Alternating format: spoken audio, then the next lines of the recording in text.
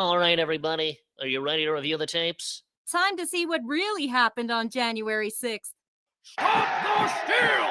Stop the steal! Stop the steal! Stop the steal! Christmas has been canceled after the January 6th tapes reveal that Santa was among those rioting at the Capitol during the January 6th insurrection. Leaked phone calls confirm that Santa was motivated by a belief that Joe Biden stole the 2020 election. I saw all of it! It's in my naughty list! If they get away with it, Trump will never beat the deep state! He's a lunatic. This man needs help. I'll help him do a punch in the face for hurting America! This revelation, coupled with the ADL's 2018 decision to list Santa as anti-Semitic for not delivering presents to Jewish kids, casts further suspicion on all who celebrate Christmas. We need to do something about these Santa-adjacent Christo-fascists. We've confirmed that just 12 days before January 6th, Santa visited the home of every single member of the Proud Boys and also broke into the home of every prominent Democrat in what we're now calling the December 25th pre-insurrection. We must stop this terrorism. If elected, I vow to increase funding for the war on Christmas. Oh, golly, we go live now to Santa's trial. Doesn't Santa have a right to trial by his peers? What do these degenerate DC urbanites have in common with jolly old Saint Nick? Christopher Kringle, if that is your real name. Oh, it is. My question for you is whether you still remember the name Julia Markinov. Huh? What? I don't know what you're talking about. You dated for 6 months. I don't remember. Maybe you should check twice. Case dismissed! Case dismissed! We will not be pursuing charges against one Chris Kringle. I'm not going to steal the whole thing. Good evening, everybody. Welcome to Viewers Discretion. I'm your host, Joe Newman, aka Good Lawgic. We have a little problem tonight. You may have noticed it already by now. Likely have. I'm missing my glasses. Like really missing my, I've been looking everywhere. Now maybe Lady Lawgic knows where they are. She's sleeping. She's been sleeping for a while now. Maybe she knows where they are. I have absolutely no idea where on earth they are. Like, no idea. And the problem with missing your glasses is when you're missing your glasses, it's that much harder to find them. So, yeah, I see that there's chat happening here. Here is where there is chat happening. Literally no idea what any of you are writing. No idea. No idea. I can my vision's gotten way worse since I started wearing glasses regularly. This is one thing I noticed. Way worse. It used to be when I squinted, I could make out. It's really sad. What's really sad about this is you have no idea how big my monitor is. I mean, this is one big ass. It's really big. And your chat is really large, and I'm just I think that's a B.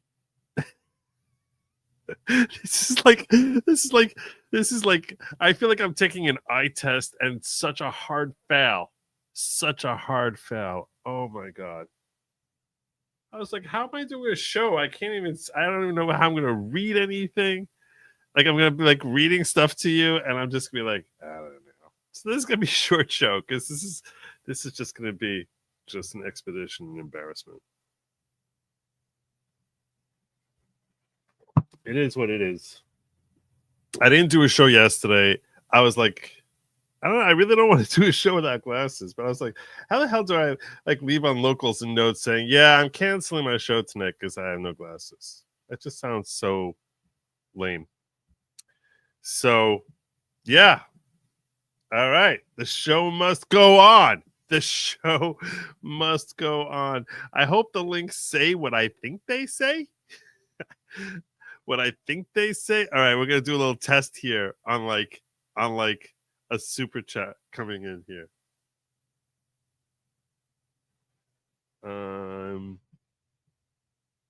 Struggling tonight. Thank you for. Hey, you're welcome. Hi, look at that. I was able to read that. I'm sorry you're struggling. I wasn't laughing at that. But tonight, chat can be girls.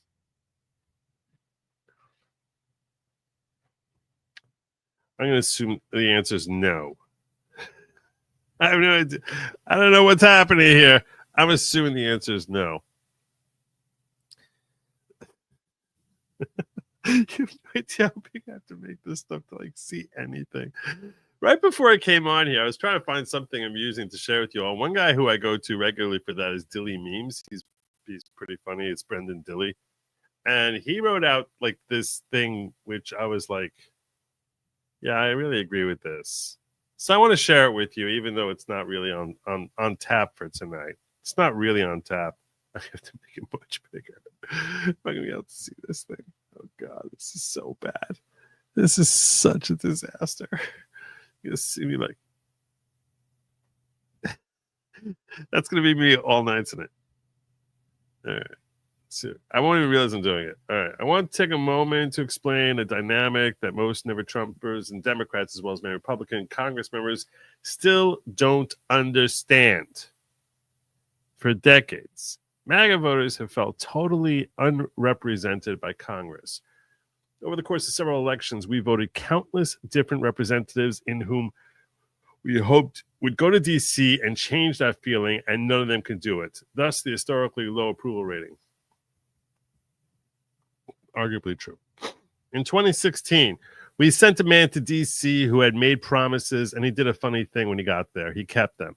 His name is Donald Trump.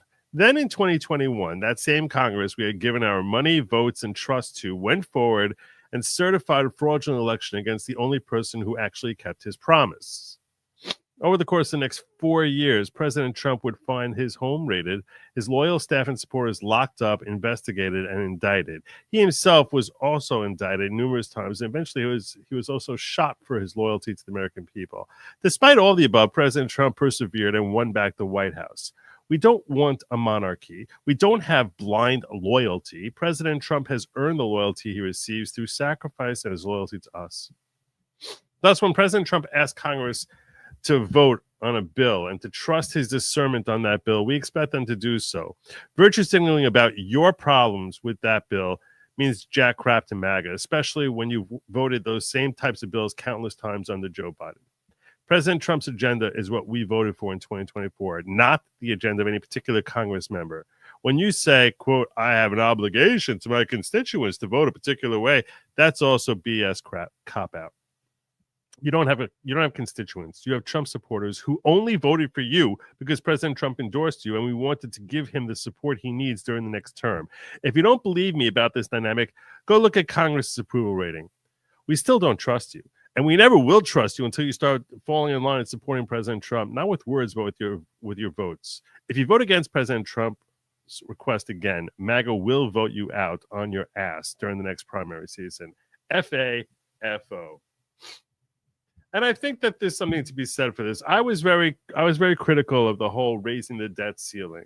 But I get this. This is a very well-stated counterpoint to saying, you know, some people said to me, look, we just have to trust Trump.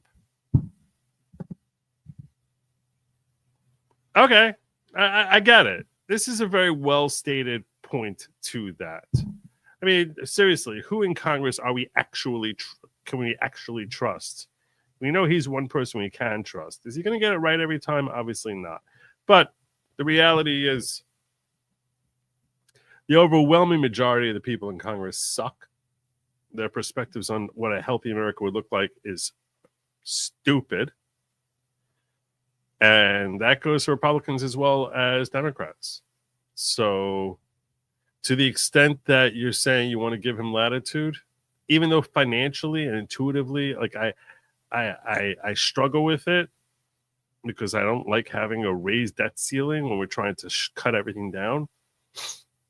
I will say I get it. And there's logic to the point. There's logic to the point of, to a certain degree, perhaps we give him that added latitude beyond what we would say in normal circumstances. I got it. And that was very well worded, I thought. It made me reconsider my whole take on the whole debt ceiling thing, which in the end, if you're wondering, we are not currently in a government shutdown. They did sign a bill without the debt ceiling, which I still think is probably for the best. But and it's a CR that's only going until March 25th, and it's only 78 pages instead of 1,500 pages or 116 pages. Current bill is 78 pages. So, okay. All right. Nice short bill. And yeah, so no government shutdown. And we're basically counting down the hours until Trump is sworn back in. That's essentially that's our holding pattern. And in the meanwhile, craziness is ensuing throughout the country. Oh my God, including what Trump is sending out, because some of the stuff he's sending out, really,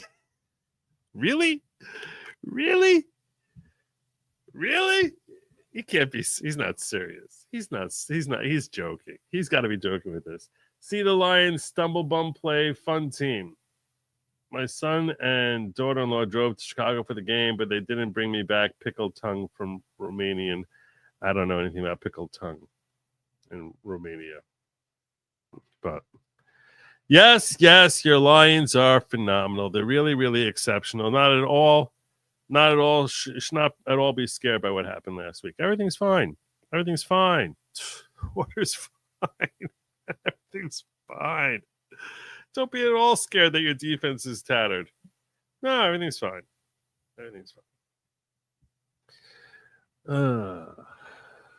Joe, maybe time to get LASIK. I can't even open my eyes enough to put contacts in. You think I keep my eye open while they're doing laser surgery on me? Really? Oh, no, it's not going to happen. I gefilte fish.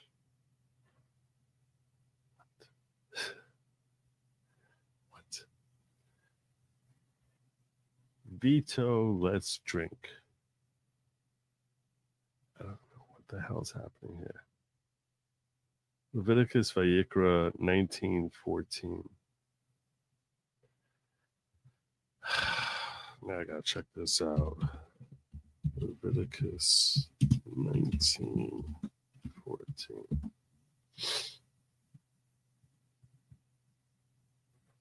Oh, don't curse the deaf or put a stumbling block in front of the blind. Fear God, I am your Lord. I gotcha. Stumbling block. I'm not completely. Shut up. My friend, I just had to start wearing glasses 4 months ago. I've learned since then that reading is dumb and that people both love you and fear you if you ask them to read a menu for you. I hadn't thought of that. Maybe I should have someone read my super chats to me. That's what I should do. Things will work a lot better. If I chat scream. Shut up, Adrian. I shall dispatch the squirrels to help in the glasses search. I'd be much obliged. Biden doesn't care as much about being president. He cares more about getting revenge against the coup leaders. Oh, God. I don't know. What's that?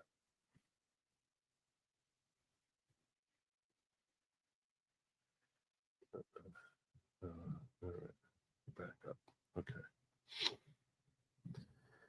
What else we got? The Lions always disappoint in the end. That's pretty.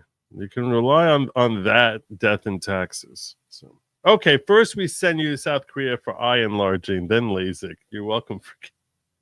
That's what I'm gonna have you all do.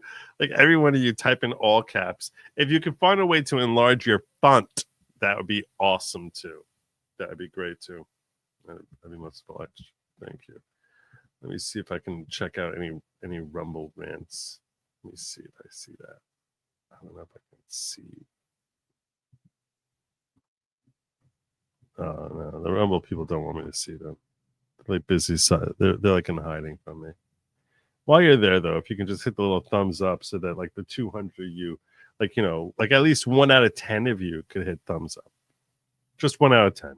That's the I have very, very meager expectations of the ghetto. 1 out of 10. 1 out of 10. All right. So we're talking about trusting Donald Trump. And I'm going to ask you this. What the hell is he talking? What the hell is he doing? No, seriously. What is he doing? What is happening here? Do you think he's actually serious?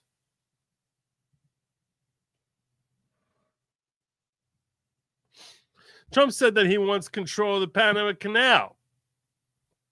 70% of all traffic through the Panama Canal is coming to or from a U.S. port. And he's like, that's our port right there. We need to have control of the Panama Canal. President of Panama responded with, I know you can see another, right? It's contagious, the whole thing. President of Panama responds to Trump's threats. Every square meter of the Panama Canal belongs to Panama and will continue belonging to Panama. So they're basically saying, Trump, go to hell. That's not happening. He said, we'll see about that. We'll see. Oh my God. Oh my God, I've missed him. Oh my God. Make politics funny again. They sent this out. Welcome to the United States Canal. Okay. All right. So the Panama Canal, this one I get. This one I'm like, okay. All right. Look, we have a significant economic interest in ensuring the protection and safety of the Panama Canal because you can't basically get anything from the Pacific Ocean without zipping through the Panama Canal. You can't send anything to the Pacific without going through the Panama Canal unless you want to go all the way around South America, which is a much longer trip. Believe it or not, trust me, I know if you haven't actually swam it, you might not appreciate just how much further it is. Trust me, as a swimmer, I'm telling you now, it's a much longer trip. You'd much rather cut through the Panama Canal than have to like go all the way around South America to get to the Orient. Trust me on that. So I get the whole Panama Canal thing. That one I get. I didn't know it was being threatened, but it's possible it is, and I wouldn't have heard about it because it's not like the folks in Panama call me first when they're under threat. So it's very possible there are issues happening in Panama, or that it's a genuine concern that issues could develop there, which could jeopardize American commerce. So I can understand him saying, look, we really want to have control over the Panama Canal. I get that. I get. The one thing I really don't get, I'm going to need someone to explain this to me. One of you fine people who's hopefully maybe more intelligent than me, maybe you have a better comprehension of international affairs than I do, can perhaps explain this to me, because I was like, I don't know what is happening in the world right now. This is insanity. I'm pleased. I got to make this bigger because I can't see this. I'm pleased to announce Ken Howery as my choice for United States Ambassador to the Kingdom of Denmark. Ken is a world-renowned entrepreneur, investor, and public servant. I'm going to make this, like, soon you're going to see it's going to be so big. You're going to be like, you're going to see like 3 letters. Purposes of national security and freedom throughout the world. The United States of America feels that ownership and control of Greenland is an absolute necessity. What? Why? Why would you say this? What does that even mean? I mean, I don't care much about this guy, Ken Howery, whatever. I'm sure he's a very competent and capable individual. For purposes of national security and freedom throughout the world, the United States of America feels that ownership and control of Greenland is an absolute necessity. What? What does that mean? What is happening in Greenland? In case you haven't looked at a map of Greenland made recently, which, like, let's face it, if you never played Risk before, you probably don't know very much about where Greenland is or anything about it. And if you did, you probably have a very distorted image as to where Greenland is located and exactly where it's situated on the globe, because Risk did a really great job of teaching us all very, very bad geography. Where it's like, you think you know something? Risk is the purveyor of Dunning-Kruger of geography. That's what I only learned this recently. I'm like, wait a minute. In Kamchatka, that's not like right next to Alaska, isn't it?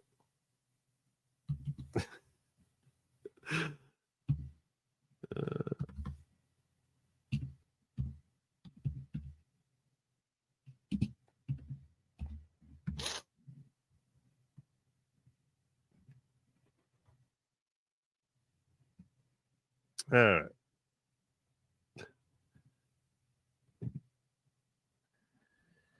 So, if you're wondering about Greenland, this is Greenland. Right here, Greenland.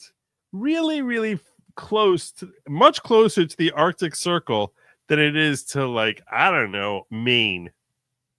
Much, much closer to the Arctic. It's actually partially in the Arctic Circle. Yeah. It's very, very north.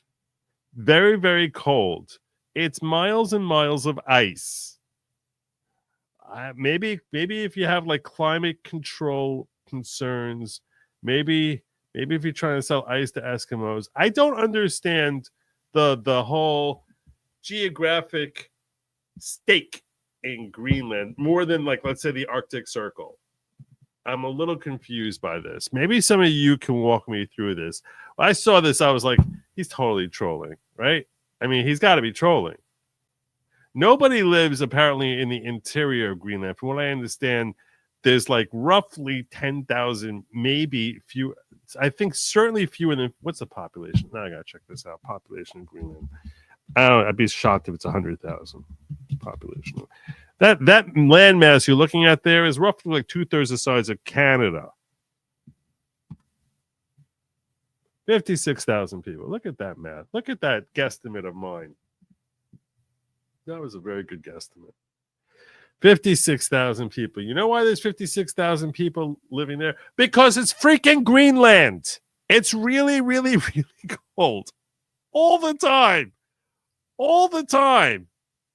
It's like slightly chillier than Mars. It's very cold. You can't grow anything there because it's really, really cold all the time. I guess there's some sort of fishing you can do up there. I guess. I don't understand why. Someone please walk me through this because I'm not understanding. He has to be trolling, right? This has to be a troll. That's the. I saw this and I was like, that can't be real. He's like, look, I made a joke about Trudeau being a governor and making Canada the 51st state. I'm talking about buying Cuba, taking control of Panama. Let's just go for Greenland also. We're going to take the whole northwestern hemisphere. We're just going to swallow that sucker up and just slam like a big golden tea.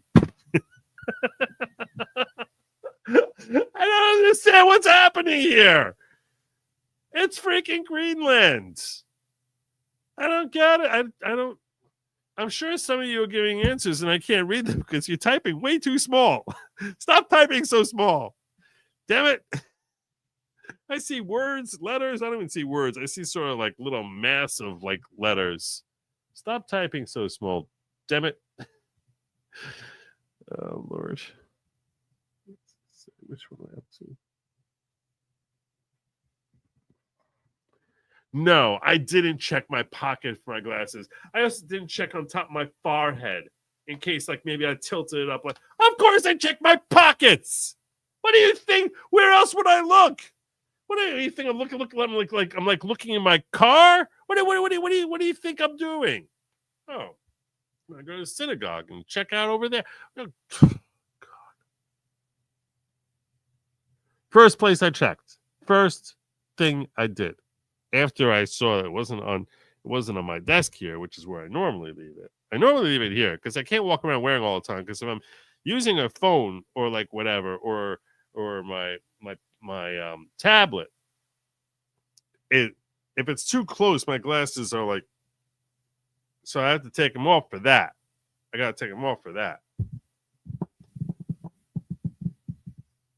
And if you're asking me, if the next question you're asking me is when's the last time you saw him, the answer is I don't remember. Okay? I was thinking about that also. I appreciate the helpful guidance, though. Your helpful suggestions. Can you read the poem A Soldier's Silent Night or play the video? It's unlikely to be copyrighted.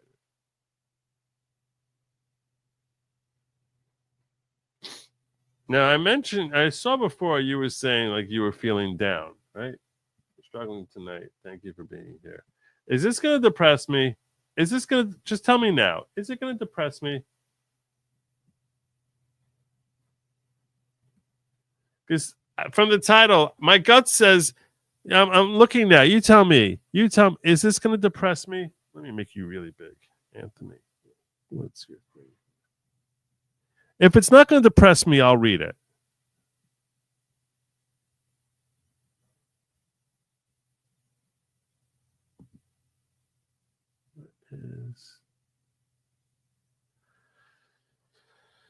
Sure, this I can still see. I can still see red. I see red out there. Grab a magnifying glass. It's crazy. I'm praying that like in the morning everything's just going to be better because like Lady Lodge is going to find it for me in like 30 seconds. That's the current plan. Okay, that's the current plan. It's all going to be better. Everything's just going to be better in the morning. Is it going to? So did he answer the question? Is it going to?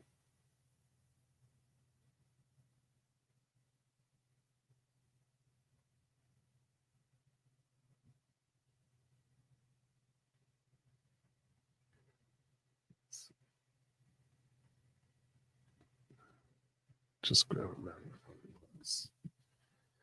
This is disaster. I don't know why I did a show tonight. This is so stupid. This is so I look. This is what I'm gonna do.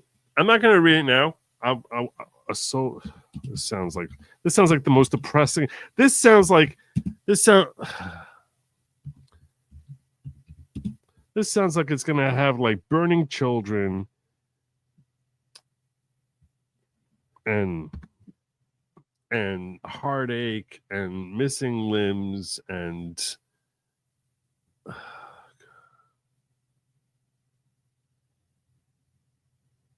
it's 3 minutes long to read it.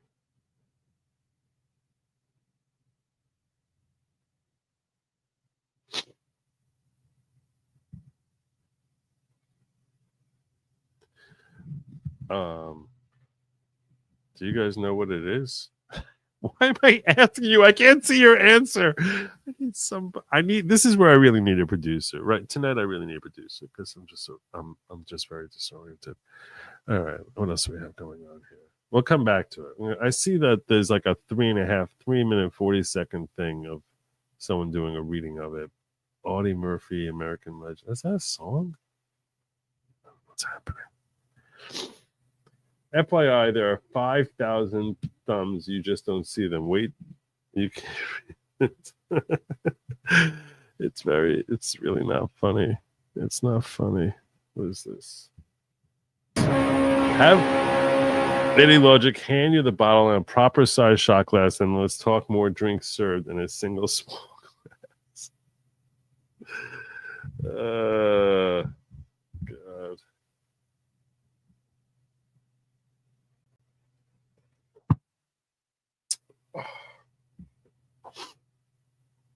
I don't even have a shot glass here. It's been so long. It's been so long. Was that your way of asking me to take a shot? If that, I'm not even sure if that's what that was.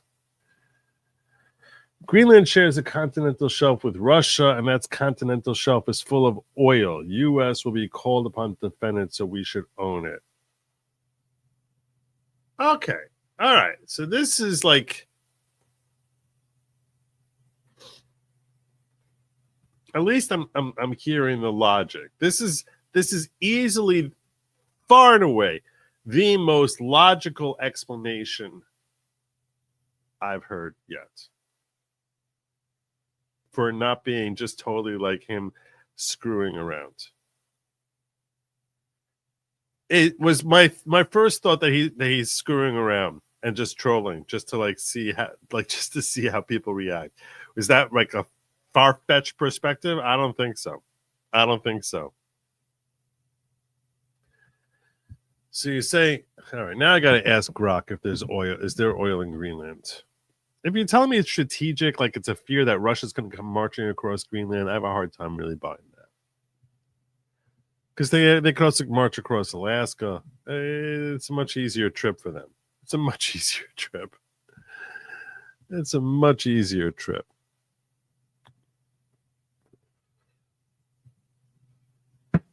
Let me ask Grok.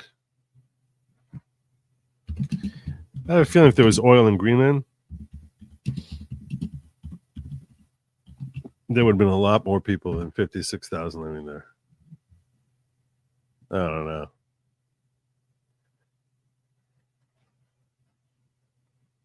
Wow.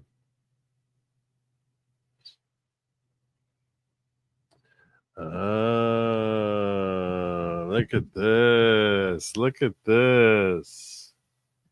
According to U.S. Geological Survey, there are estimated to be significant amounts of undiscovered oil reserves off the coast of Greenland, with some studies suggesting potentially billions of barrels of oil in the region. However, Greenland has recently banned future oil exploration due to climate change concerns. Yeah, okay. Now it's all coming together. Oil makes the world go round. So this now makes a lot more sense to me. A lot more sense. All right. That's him thinking like, okay, if I was Russia, where would I want to go next? I'd want to take over Greenland. And he's like, I don't want to give him Greenland. And I don't think Denmark's up to holding Russia off. So, yeah, maybe we need control of Greenland. I'm feeling it.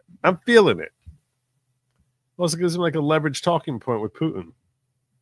Greenland is a checkpoint to our taking of Canada. Okay. Can we stop with the whole Canada thing? I really, oh, God. Do you know what the biggest problem with taking Canada is? Canadians. Canadians are very, very liberal. We're just like importing. Also, we're just swallowing up 30 million more liberals. It's a very, very liberal country. They're very liberal. They don't think like Americans. I know it's people tell me on the West Coast that they're like more conservative. Please. I'm supposed to take heart and put trust that the people who live north of California, Oregon, and Washington, that those are the ones who are going to be the really based ones. Struggling to buy it. Struggling to buy it. If you told me Alberta, Saskatchewan, that those folks are based, okay, that I can see it's possible. But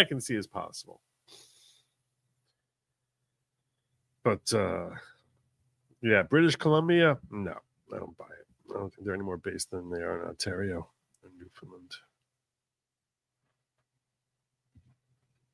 U.S. flights pass over Greenland to get to Europe and Asia is the shortest route because Arctic is small. That's true. That's true. If you ever get on a plane to Europe, you see that you go like north. You fly out of Kennedy. All of a sudden, you're flying like practically due north, and then they sort of short circuit down instead of going around the globe. It's shorter to get to Europe that way. So that's true. All right. I don't really look at Russia as like looking to like just start moving off in that direction, but all right. I like to think Trump was serious about taking Canada, joking about Trudeau being in charge of anything. Why? You must be Canadian. If you're Canadian, then yeah. If I was Canadian, I'd be sitting there saying, please, God, please let Trump take us over. But yeah, if you're an American, you'd be like, why do I? It's like you're picking up like, it's seriously, you'll just have a Democratic Congress forever. The Senate will be controlled by Democrats forever. It's just gonna be a disaster. I don't look. Are they rich in natural resources? Yes. It's a nice fat. They got some great natural resources. I'm not going to deny that, but no.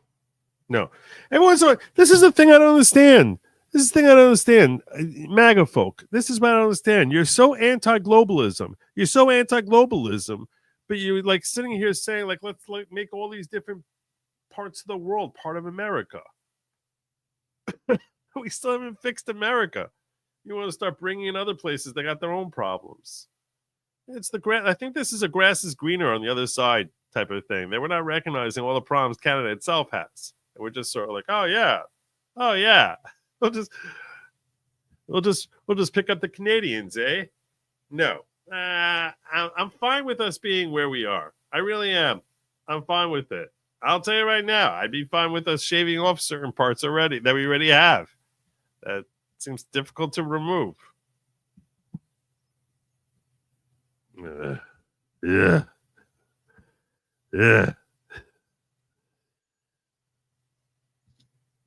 Joe, you can't find the pickles in the fridge. Figure the glasses in your pocket was likely. No, you see, the pickles in the fridge thing is because I'm a man, and that's why I can't find pickles in the fridge. Okay? It's because I'm very analytical and I hyper focus and I focus, and I don't see the in between stuff when I'm focusing at different things in a fridge, as opposed to women who are just like not really that focused. So that's the whole pickles in the fridge thing. But if I'm focusing on something, I'm actually looking at it, and I was looking in my pockets very intently. He's trolling, putting ICBM there would piss off Russia. Maybe. Greenland had oil and other resources, and then did they use them up? Were they already extracted? Are you telling me we're too late? We're getting a hulking mass of ice which doesn't have oil? What's the point? We know how to make ice. We don't need to buy more. Missed my super chat about Greenland. Good job. I did not. I read your... I read this before. I spent like 5 minutes talking about this. Missed my super chat. Is there another one? No, I got all your stuff. I don't know what you're talking about. You walked away for 5 minutes. I don't know what to tell you. Go back. You're the one who got me started looking up how much oil there was, whether there was oil there or not. And if I missed any super chats tonight, I apologize. In case I haven't mentioned it yet, I'm missing my freaking glasses. Shut it down indefinitely. Who cares about bureaucrat tears? Regarding canal, this is Master Phillips. Look at this. King Recruitment coming in here with shut it down indefinitely. Who cares about bureaucrat tears? Oh, you're talking about the government. Regarding canal, monitor economic migrant patterns before they get here. Regarding Greenland, yeah, sure. Come stop America from taking it. So done with all these wussies. F around and find out. Just try effing around, and then you'll find out. I just feel. Look. You know, I love Donald. You know that, right? You know that. I'm just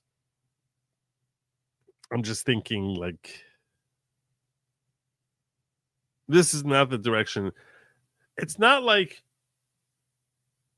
I voted for him saying, like, oh, I need to vote him in because this way we'll finally get our hands on Greenland.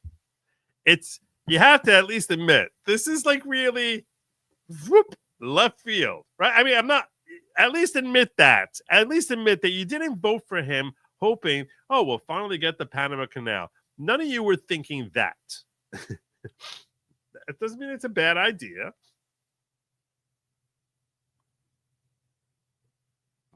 Just saying it wasn't on the bingo card. That's all. God, I really hope Trump wins so we can finally take Greenland. This was said by no human ever. I don't believe you. If you say that's why you voted for him, I say right now, you're a liar. That's not why you voted for him. So we can finally get Greenland. But let me all just walk in and ask where your glasses were. You see? All right. Tell your 11-year-old, I don't know if it's your son or your daughter, but whoever it is, tell your 11-year-old, I apologize. This is not me just trying to look pretty. This is just a matter of course that, it's not here. I don't know where it is. We went to Saskatchewan in Alberta, connecting the Northwest Territories to Alaska. In essence, all their oil may also see. That's what I figure, right? I figure Alberta is where the oil is because that's where the Edmonton Oilers are from. So that's why I'm assuming that that's the oil part. That's the oil part of Canada. May also have to take British Columbia. There's probably some good natural resources there. They say Victoria is beautiful, right? I hope it. Solution to the left Canadian problem: after we take it over, we make a territory for about 40 years. So we can educate them with American ideals first. Also, I grew up in Virginia. It's a joke, by the way.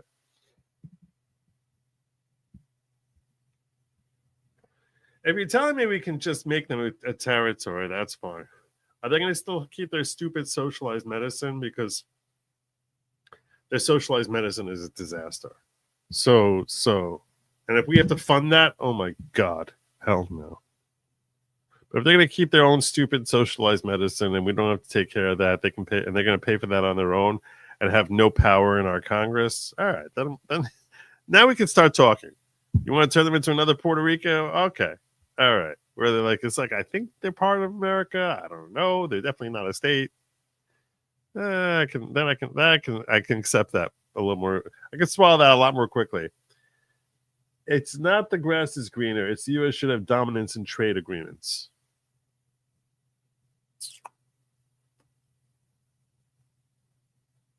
It does feel kind of colonial. It feels kind of colonial. You have to admit, it feels kind of colonial. It's like, yeah, we're a pretty mighty empire, and we're just going to be broadening our empire-ness. You know, you have to at least admit, it feels kind of colonial. We're taking Greenland because we want the oil. There's strategic reasons to make sure that we don't get invaded through Greenland. There's that too, I guess, sort of, kind of. Maybe they would come through Finland and then into Greenland. You don't know that they wouldn't. You don't know that they wouldn't. So, okay. I guess in theory, you could have China march up over the Arctic and come down through Canada. I guess that could happen. It just seems like that's not the way they're likely to come. I don't know. No one ever had that concern before. Picturing all these Chinese people marching in snow boots across the Arctic and then coming down through Canada. I guess that could happen. That could happen. I just would think that there's probably easier ways for them, God forbid, if they ever wanted to attack us, than, like, you know, getting out the whole the whole tennis racket slapping onto the bottom of their shoes and marching across the ocean. I don't know. That's just me. That's just me. As far as, like, you know, safety concerns, I think that there's probably others. There are probably bigger safety concerns that we have than the snowshoed Russians coming in from Siberia and taking like taking a tropical vacation through the Arctic, down through Greenland, and then coming up through Newfoundland and Nova Scotia, and taking over, conquer New Hampshire. I just didn't picture that. That's the way it could happen. I mean, they also might go, like, they might decide to go the southern routes. Next thing you know, they're going to go through India, come through the whole Antarctica thing, come around that way, come up through South America, and march across the Panama Canal. So we got to take control of the Panama Canal to make sure they don't come marching up that way. Hey, this sort of, at a certain point, you got to say to yourself, I'm not really buying that this is, like, you know, a safety concern.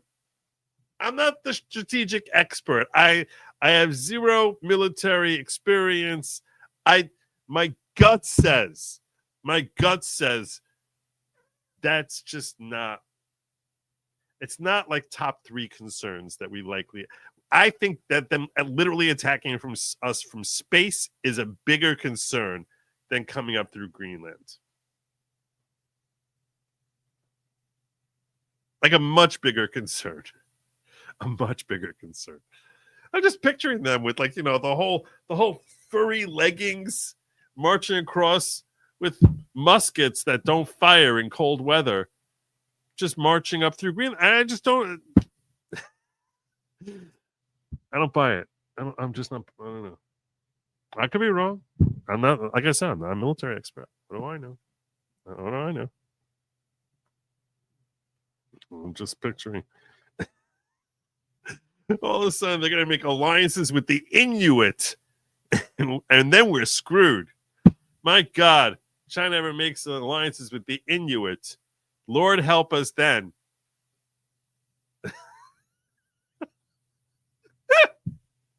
At a certain point, I don't know. I feel like I might be, like, giving a little too much cover here. Look, if you tell me that there's still oil there and that this is a colonialist expansion, I'm like, all right, I got it.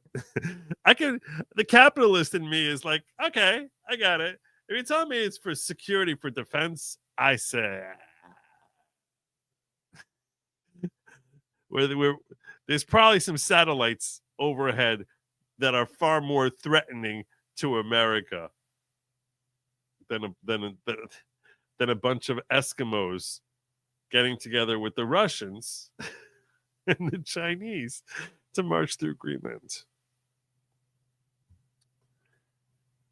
What do I? I'm just a Jew from New York. What do I know about military defense? Joe, have you checked your other pants pocket? Shut up. Oh, shut up.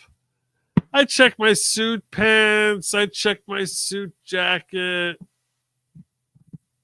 Wait a second. I wasn't wearing that jacket. I checked my coat jacket.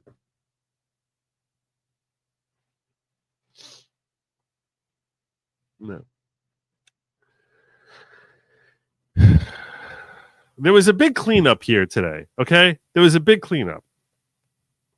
So I was like, maybe it got put, like, away, as if there's a place to put glasses away. Glasses that you wear, like, for, like, 12 out of 15 hours a day. There's a place that's away for that, if there is such a thing.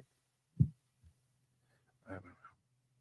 Off topic, but Howard Trump's actions since the election, negotiating border security, etc., not FARA violations, genuine question. There is a thing that a president, an incoming transitioning president cannot get hit with a FARA violation. I had a similar question. I think this is an interesting legal question that you're asking here, John. And yeah. I remember seeing that, but it does not apply to, like, other staff or something like that, which is why, I think you're thinking back to like what happened with General Flynn and whether some similar type problem could be here. But there is, I remember seeing something that is an exception for an incoming president. The problem with Flynn was that he had not yet been appointed, and he's actually engaging with foreign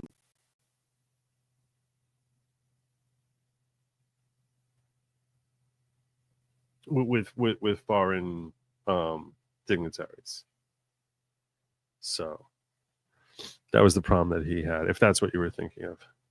Now it's stream making Joe read super chat well blind. Okay. Nobody really cared about the pretend loss of eyewear. It's the excessive grifting bottoms up.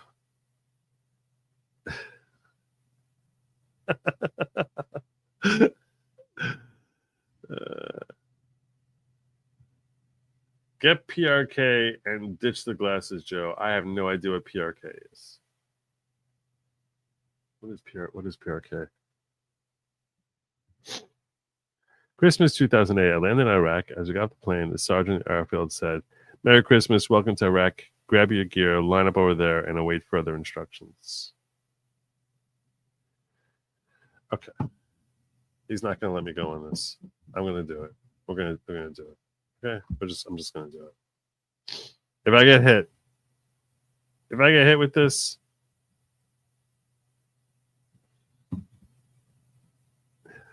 you're going to keep coming back. Anthony, I'm doing this because I like you. Okay? I'm doing this because I like you. Anthony's been asking me to check this thing out. And I'm feeling like you're in a certain place. So I'm going to try and help you. This is we're going to divert for 5 minutes here. I'll just pick one of these at random.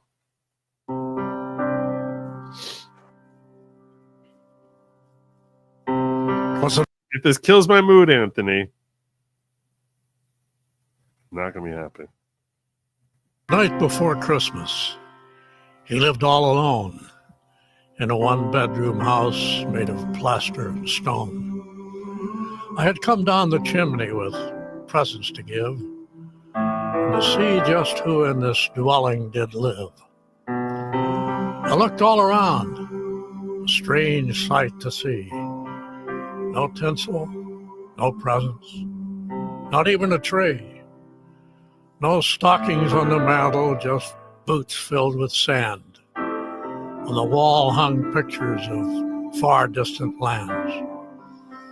Medals and badges, awards of every kind. A sobering thought came alive in my mind. This house was different. It was dark, it was dreary. I had found the home of a soldier. I could see that most clearly. The soldier lay sleeping, silent, alone, curled up on the floor in this one-bedroom home. His face was so gentle, the room in such disorder, not at all how I pictured a United States soldier.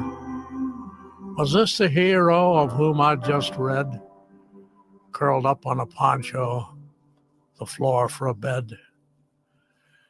Then I realized the other families that I saw this night owed their lives to soldiers who were willing to fight. In the morning, round the world, children would play. Grown-ups would celebrate a bright Christmas day. But they all enjoy freedom each month of the year because of soldiers like the one lying here. I couldn't help but wonder how many lay alone on a cold Christmas Eve in lands far from home. The very thought brought a tear to my eye. I dropped to my knees and I started to cry. The soldier awakened. I heard his rough voice. "Santa, don't cry. This life is my choice. I fight for freedom. I don't ask for more. My life is my God, my country, my core. The soldier rolled over and drifted asleep. But I couldn't control it, and I continued to weep. I kept watch for hours, so silent and still, as both of us shivered from the cold night's chill. I didn't want to leave him on that cold, dark night, this guardian of honor, so willing to fight. Then the soldier rolled over with a voice soft and pure. He whispered, "Carry on, Santa. It's Christmas Day. All secure." One look at my watch, I knew he was right. Merry Christmas, my friend. May God bless you this night.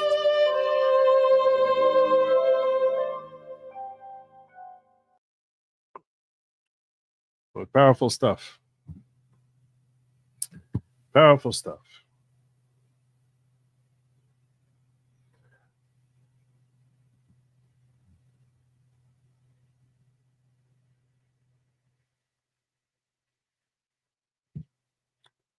This is a good time to wish season's greetings to everyone who is serving and protecting our country. Whether they're currently serving, the veterans, certainly those who have sacrificed personally, certainly those who endured the ultimate sacrifice, to they and their families. Holiday time, it's a good time to remember to say thank you. Thank you for the amazing, just the willingness to undertake that sacrifice in order to secure the blessings of freedom that we all too often take for granted.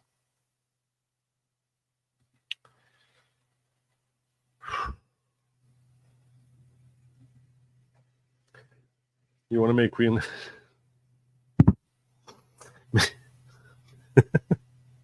make Greenland great again. It's been way too long since Greenland was great. It's true. We can give Canada a non-voting Congress critter and senator. Yes, that I'm fine with. You want to do that with them. You want to turn them into like American Samoa. Okay. I just got a feeling, I don't know, that the Canadians, then that's not what they're envisioning when Trump is calling them a 51st state. That's just not what they're envisioning. I don't know that we'll be able to disrespect them that way, the way we were able to do in Puerto Rico and American Samoa. My gut says they're not going to be that grateful to be attached to America that they'll be like, oh, sure, we're totally happy having absolutely no representative power while paying taxes to you. Sure. Oh, sure. Real problem on Republic versus Empire. We have a BS outlook on the two of them. Consider that both terms came from Rome, which conquered more as a republic. Well, it does play into the whole Vader thing, right? Where he's conquering. Dun, dun, dun, dun, dun, dun, dun. Greenland is rich in minerals and resource used for electric energy, primarily mined in mainland China. Trump floated this idea. I think you're saying during his first presidency. Well, all right. He knows how to compete. I'll give him that. He wants North Pole because of close cheaply. That's very possible. Never organized surefire way to lose stuff. Yeah, apparently. I feel so lost. I really feel very, very lost. I can tell Orange. And I'll say to you, my friend, you will. It wasn't simple that you were pastoring. I was like, you know what? This feels like it's something that's important to you. And to the extent I can help you out as someone who's both a veteran and who I see here on a regular basis. It's the least I can do. So I'll say to you, Anthony, Merry Christmas. You didn't comment on my super chat from last time, the one about making financial universities responsible for the loans their students take out. I didn't know what to say that. Like, I mean, how would we make them financially responsible? This is when I was talking the other night about. So we're going to say they have to pay the debt. What if the student can't pay it off, then they have to pay it off?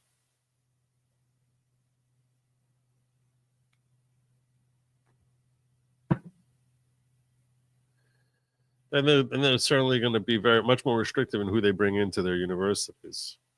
Trust me, they'll all be abandoning all that quota stuff that they have. There's no way, and how would you enforce such a thing?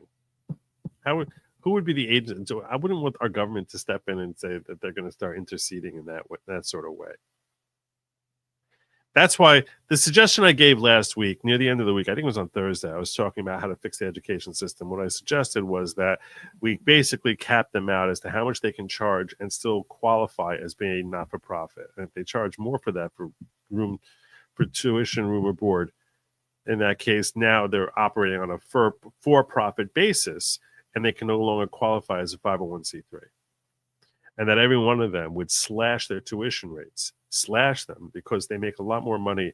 All these massive universities, Ivy League schools, make a lot more from endowments that they get from alumni than they get from tuition. And they all get fat off of those alumni endowments. And those alumni endowments will most assuredly dry up if they don't have 501c3 protection and dealt with as not-for-profit. So that's why I was like, okay, pick your poison. You don't have to charge these low rates, but if you don't, you're no longer 501c3. And if you did that, all of a sudden, I think that would fix the entire education expense crisis. Like that. Like that. No one asked me. That's my suggestion. I'll throw it out there at Donald. Next time I see Donald, I'll throw it out at him. Did we get tickets to the inauguration yet? I do not have tickets to the inauguration. I plan on going down there for the inauguration, but I don't have tickets to get in. I don't expect to get tickets. Apparently, tickets are really, really pricey. Like, really pricey. I've tried reaching out to Nellie Poe, whatever her name is, who's my newly elected congresswoman. There's no answers there. So I don't expect to buy tickets and actually be at the inauguration, but I do intend to be in DC Sunday, Monday, the 19th and 20th. So, and I'm probably going to have like some sort of like meetup there with different folks if anyone's interested in getting together. I'm going to put on locals. I'm going to do it this week. I'm going to put on locals and find out whether anyone is interested in meeting up. That they plan on being in DC for the inauguration, just so I can sort of have a feel for that, because as to whether or not that's something people have an interest in. If not, I'll just hang out with different creators who expect to meet there. Like, I know Robert Gouvet is going to be there. I plan on meeting him there. And I'm sure there's plenty of other people who will be down there who I'll have an opportunity to at least hopefully be introduced to. So we'll see. Oil in Greenland can be a long-term threat. Everything is made from with oil. We don't need another OPEC like us in the Middle East. Think about it. I don't know what that means. What if we were OPEC? Wouldn't that be a good thing? Why is that not a good thing? Why is that not a great thing? The reason for Greenland is the 44 milliwatts per square mile of power, lots of geothermal, and very cold weather to keep large AI data centers cool easily. What? No way. No way. That's what it's about? Really? You're making this up, Joe. Joe, this is like, you're now I feel like I'm being trolled by my audience. First, I thought Trump was trolling me. Now I feel like you're telling me that the reason why we want to control this very cold weather area is because that there's geothermal power. I could really see, I wouldn't be at all surprised if there's a lot of natural gases in Greenland. I don't know why. My gut tells me there's probably a lot of natural gases buried under Greenland. And none of that been tapped. There probably is a lot there. You can find folks willing to like brave the cold. Now the question is whether it's economically feasible to extract it. Because think of what you would have to pay people to go up to. You have to pay folks to go there and actually, mine that stuff, and then transport it back to a place where there are actually people living.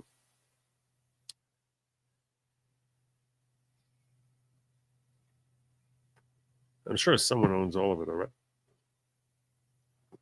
It's not like you're going to just be able to grab a parcel of Greenland without having to compensate someone. Greenland movie saves humanity. I don't know what that means. I have no idea what that means. University can be solved by tying loan amount to degree they seek. No longer 100K underwater basket weaving degrees.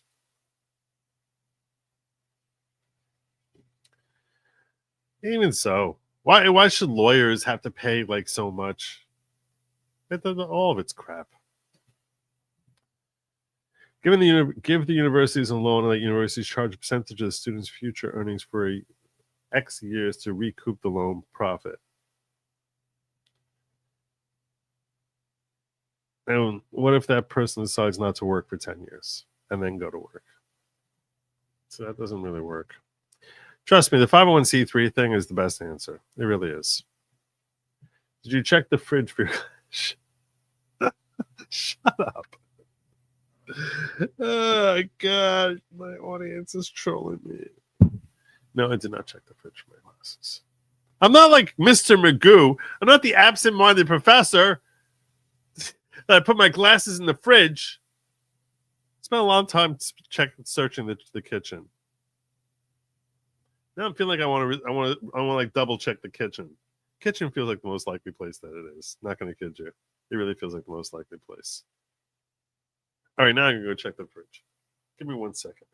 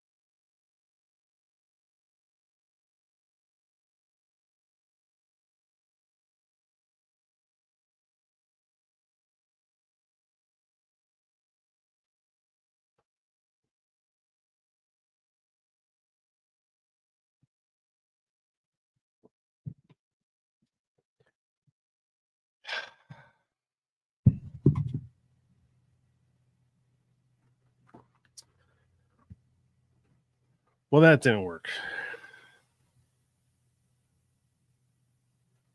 Inauguration tailgate live stream. I'm not. If I was at the inauguration, maybe. But yeah, not pricey for tickets. Got 4 from my Congress critter. Check with your senators and call the offices. Each get allocated an amount. Okay. Do you know who my senators are? Do you know who my senators are? Cory Booker.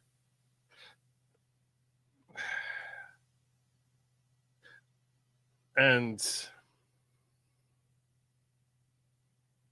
wait, who's my new guy taking over from Menendez? Yeah. They're not looking to give me inauguration tickets. I'm not top of the list. Okay.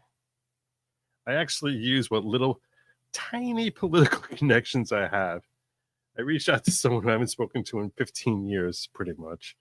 And I was like, hey, like my state assemblyman. It's like, hey, remember me? It's been a while. I feel kind of crappy to ask you this, but any chance I get tickets to the inauguration?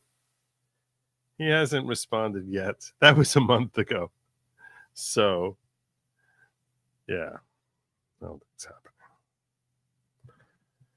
Viva Fry is definitely going to do a get-together. Yeah, well, see, Viva Fry, when he does a get-together, he has 5 times as many people to pull from it as I do, at least. Maybe 10 times. So, why can't Trump want Greenland for fun? That's what I was speculating about. He's going to make like a new Trump golf course in Greenland. He has one in Scotland. Why not in Greenland also? Glasses are not in the pickle jar. That's totally false. Glasses could be by your couch. I checked the couch, but thank you. I didn't dig into the couch. But Truman administration offered $100 million for Greenland in 1946, and it's only and real estate's only gone up since then. So, yeah. When I wore glasses to exist, non-eminence mom, not it's so bad. Not Eminem's mom. Not. When I wore glasses to exist, I had at least 2 pair. You need backup glasses. I need reading glasses now, and I have about 4 pair. Oh, aren't you clever? Okay. That's a good idea. That's a good idea. I didn't mean to be snarky. I'm just saying. That's not helping me here in the moment. That's not helping me here in the moment. I mean, is that helping me here? It's not. It's not helping me here in the moment. No. As it happens, I literally last week, I was talking to my optician about getting new glasses. Just last week. I even said to my son, I really like this style. He's like, yeah, that style looks good on you. It's like, yeah, it does. Not a lot of glasses looking on me, but those did. Dude, why am I talking in past tense as if my poor glasses died? Okay, but did you check? Stop it. Don't need tickets. Party on the outside. Yeah, that's what I plan on basically doing. I know who your senators are. I know who your Congress critters are. Actually, call their offices, not just an email. I did. I did.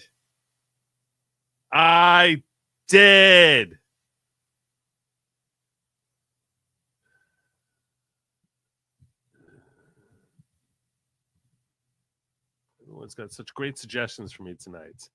Everyone's got all these different suggestions. Look behind the glasses, Joe. Why don't you have a backup pair of glasses, Joe? Why don't you call your congressman instead of emailing him, Joe?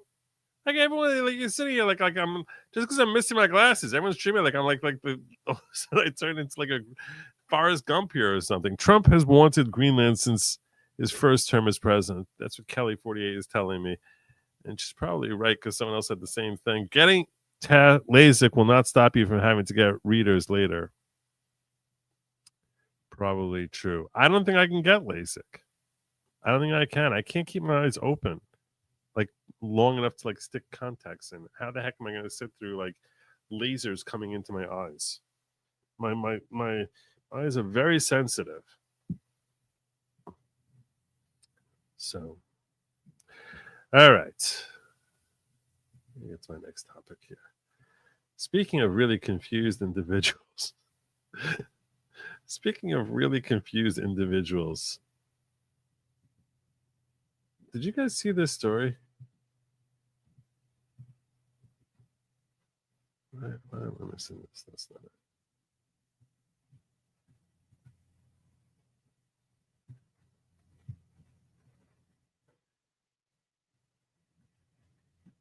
Nick Sorter sent out. I thought this was hilarious.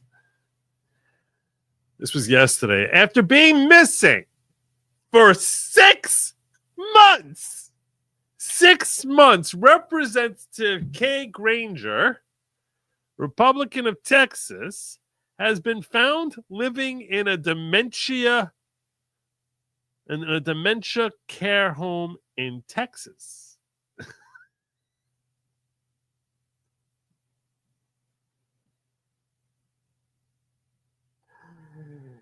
Oh, God. Oh, God.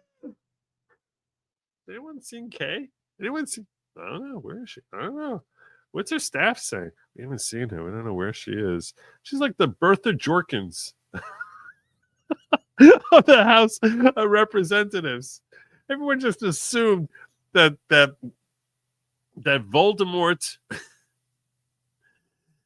and Wormtail like had kidnapped Kay Granger and were twisting her and were holding her suspended in midair. Where the hell did Kay Granger go? No one's seen her. Well, you know Kay. You know Kay. Kay's always getting lost. She'll turn up soon enough. Everyone knows that. Everyone knows Kay's going to turn up soon enough. 81-year-old woman, been serving God knows how many terms. Let's see the history of Kay Granger. Let's look up Kay Granger. Oh my God. Oh my God. How is that possible? First of all, everyone on her staff has basically should be charged with fraud. Everyone who answered for where she was, this group of people, every one of these people here, these are the first people who should be going to jail. I've been honored to have had the best congressional interns assisting me and my team. Apparently, they're running everything for you for 6 months. No one's seen her for 6 months. Thank you for the great service, Texas 12, over the years. God. Readers air in context. As of December 20th, 2024, it's been confirmed that Representative Granger has been admitted to a memory care and assistance living home in Dallas, Texas. Has been there for some time. And she probably won re-election also.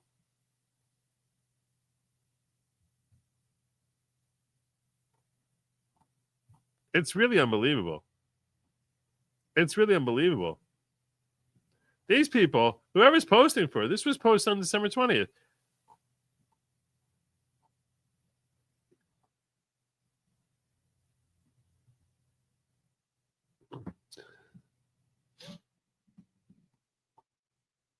Yeah. That's too big. All right. That's what she said. Missing GOP Congresswoman Kay Granger found living in Texas assisted living facility for dementia patients. Wow, that's really too small. No, I'm kidding you. All jokes aside. A still sitting Texas Congresswoman has been missing votes in Washington because she's been living in a $4,000 a month nursing home for the past 6 months. Kay Granger, 81, who is set to wind up a nearly 30-year career in the House in January, hasn't visited her office for the past 6 months. This is fraud. This is fraud. That no one came forward and said anything about this. This is just wrong.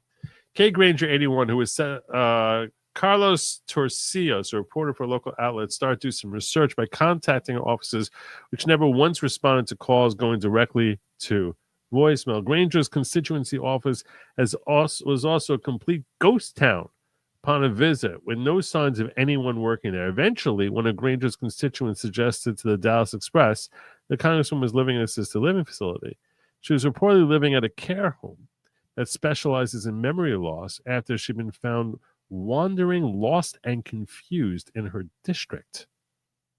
Wandering her own district, lost and confused.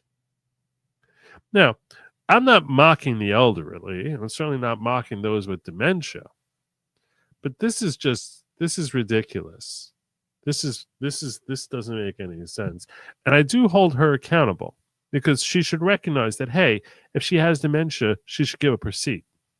Like, that's part of being a responsible adult.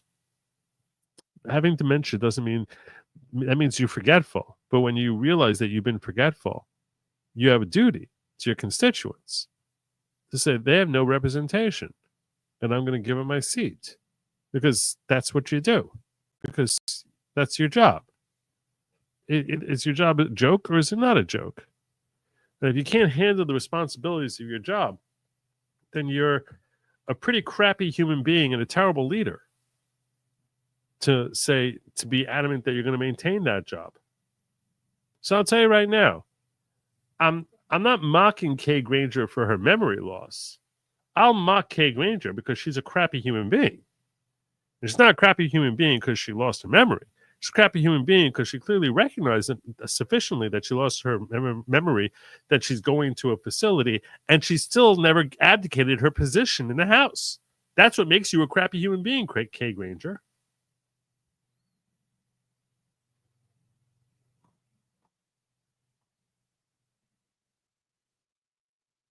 This is her home, said Taylor Manziel, the Tradition Clear Folks Assistant Executive Director. With a month remaining in her term, important votes still taking place in Washington daily, local officials are furious to discover her absence.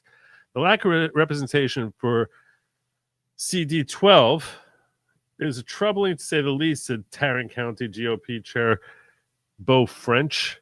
Quote, at a time when extraordinarily important votes are happening, including debt ceiling, disaster relief, farm bills, and border issues, Kay Granger is nowhere to be found. The margin in Congress is razor thin. A lack of Republican vote representing CD12 disenfranchises 2 million people. We deserve better. Good. This is a terrible human being. This is not someone who's sympathetic. No. Because, again, losing your memory doesn't mean that she's addled and confused as far as, like, there are times where you're cloudy and times that you're clear. And if she's that cloudy, that she doesn't, even know she's a congresswoman, in that case, the people around her should be held accountable for not saying, hey, look, there's a certain moment in time you step up and you say, she's just completely incoherent. If she's literally that cloudy, then somebody should be accountable here.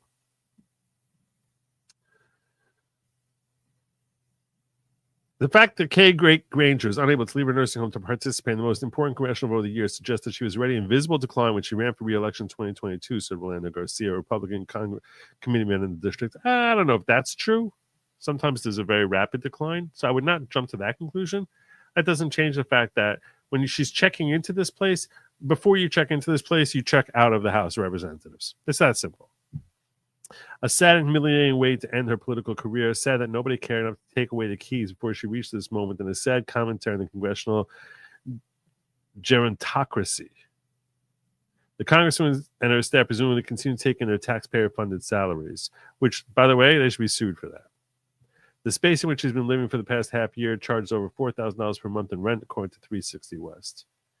Terrible human being. I don't care about the amenities. I don't care about how fancy it is. Whatever money she managed to attain. Hey, Andy Kim, that's my new guy here.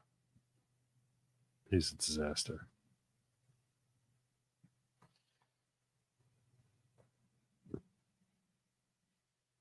Her district, which includes Fort Worth, is heavily Republican, as displayed by Goldman's election. It's time for the next generation to step up and take the mantle and be a strong and fierce Representative for the people, Granger said in a statement. Yeah, go ahead. Get out of here.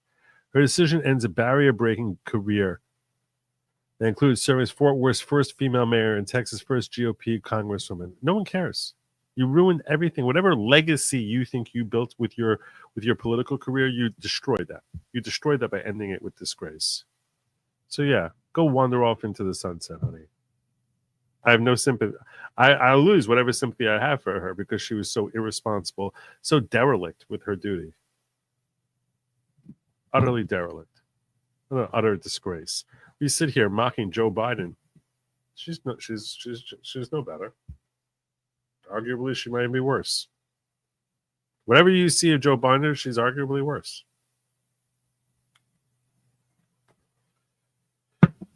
Terrible.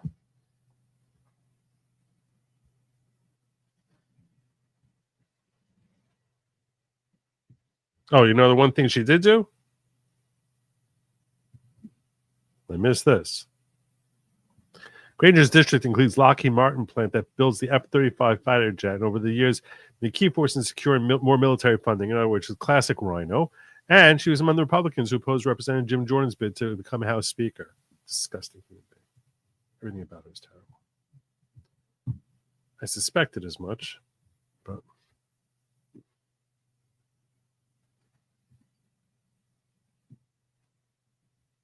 terrible. Terrible, terrible, terrible, terrible person.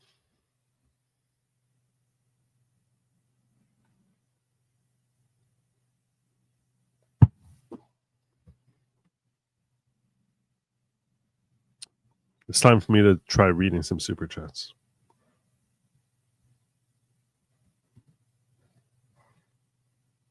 Got that one. Got that one. Maybe we need to alert Trump Congress critter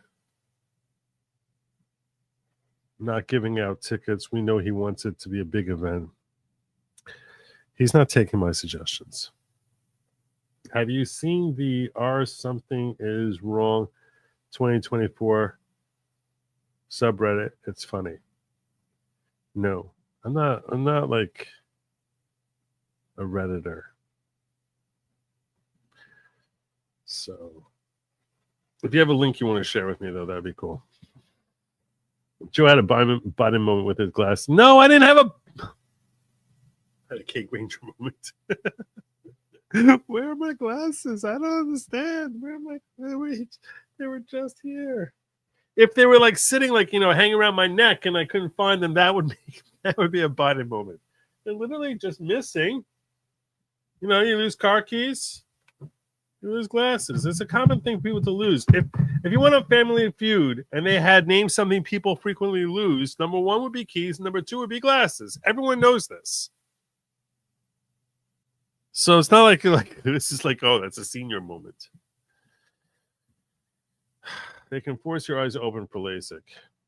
I dare them to try. Dude, Donald Trump's serious about Greenland this time. Heck yes. By the way, dig the no glasses look. Thanks. Me too. It makes the chicks go crazy. Don't sleep on a subway or we're working our way there. You don't have to ruin. Don't ruin stuff. I'm working. It's my next story. It's in the description. You know it's coming. This is like what? What? You want to change places? You want to sit here? You want to do that? I'll go watch you. You come here. You sit here. You just sit here. I'll go back. I'll just sit there. I'm like munching popcorn. I'll send you like little super chats. Like, look behind the pickle jar. That's what. Go on, Allegan.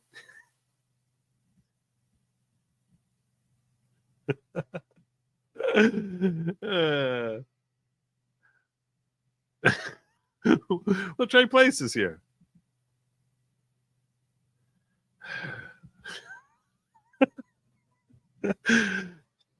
You check the pickle jar, but not in the pickles. On LASIK PRK, it fixes my myopia, not hyperopia.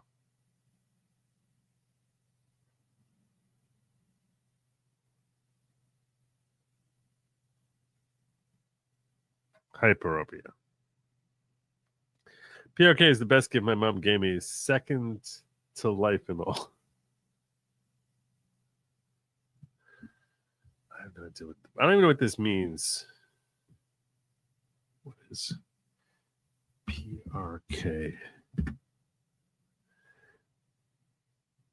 It corrects refractive errors such as nearsightedness, myopia, farsightedness, and it allows reshaping the cornea, the clear front surface of the eye, to improve vision without the need of glasses.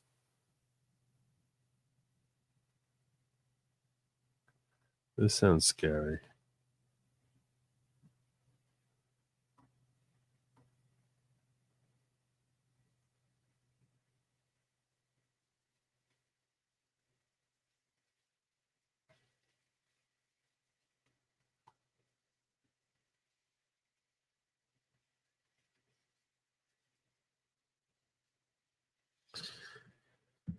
All right.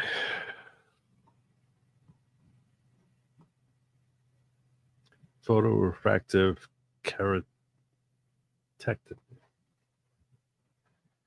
All right. How about if you qualify for silver alerts, you don't get to vote on the nation's laws? That's maybe that sounds like a pretty basic yardstick right there. When I lose my glasses, they're almost always on the bathroom counter. Somehow washing my face makes me forget I need to wear glasses. I actually checked the bathroom. I was like, maybe I was reading in the bathroom and I took off my glasses and like sort of like put them like on the side of the tub. No, not by the sink. I looked at. That's one of the first. That's a common leaving ground for me also. I'm finally getting glasses this week. Had a bunch of eye surgeries to fix a detached retina, which they did without general anesthesia. I was awake.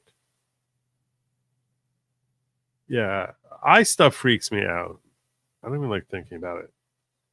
You can't blame her. You can blame her team. I can blame her. No, you see, this is the thing. People assume that dementia, there's a lot of different forms of dementia. We see that Biden has dementia, and yet there are moments of clarity. You think in his moments of clarity, he doesn't recognize that he has huge moments of dementia? Of course he does.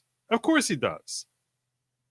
And that's what I'm saying. If she's well enough to check herself into a dementia center, unless you're saying someone else checked her in, she doesn't even know she's there. You got to figure there was some sort of decline to get to that point. I do blame her. But her staff is not blameless either.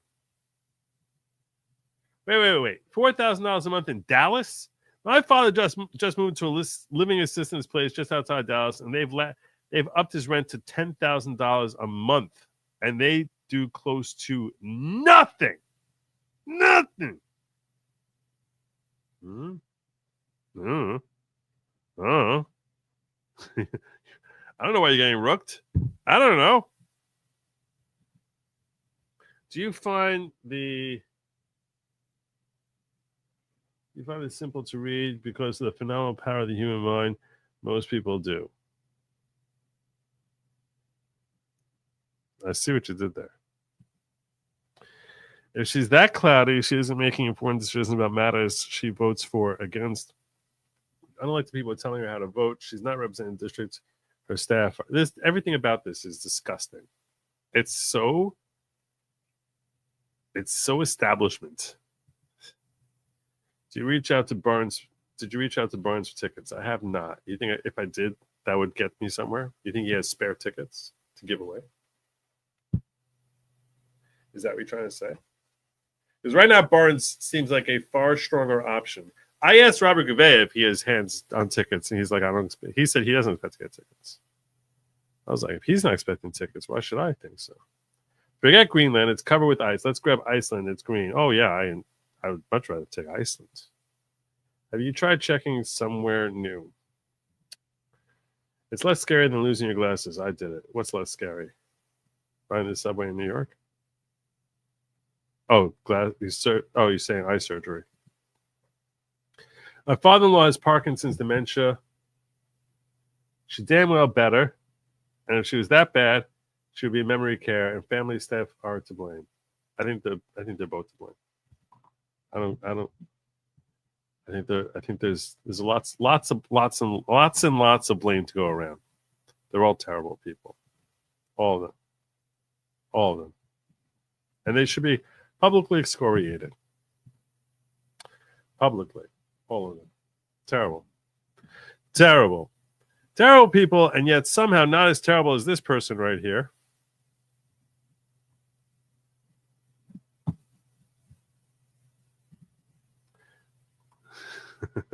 You all thought I was going somewhere else. You thought I was going to Guatemala. No. I'm going to the black woman with the Trump haircut. At breaking, MSNBC is negotiating to cut anchor Joy Reid's pay after the cable channel's ratings nosedived following a similar pay cut to Rachel Maddow. Poor Joy Reid. Poor Joy Reid. I feel so bad for her. Just thought I'd share that with you. Here you go. What else did I have up here? I want to see what I have. I don't even know what I have here. Oh. Yeah. I had thoughts on this video that I saw. We're going to watch this video real quick here. I don't know if I'm going to go make it the whole way through. This 2-minute video. I had thoughts on this. I don't remember what those thoughts are, but hopefully as I'm watching it, I'll remember what those thoughts are. Luigi is the adult in the room. That's not true. What he did took emotional maturity. You don't know what emotional maturity is. That's right. He did a logical action considering the circumstances. Not at all logical. There was nothing remotely logical about it. His reaction was completely aligned with nature. Not at all aligned with nature. It's actually one of the most unnatural acts. It's so unnatural that it's actually that's actually how you can make a Horcrux. We are animals. You're an animal. Speak for yourself. Humans have been almost propagandized to think that we're above that, and we don't do that. We do. Okay, imagine instead of saying Luigi, she started this off, which she never would have done this. This is how you know that what she's saying is crap.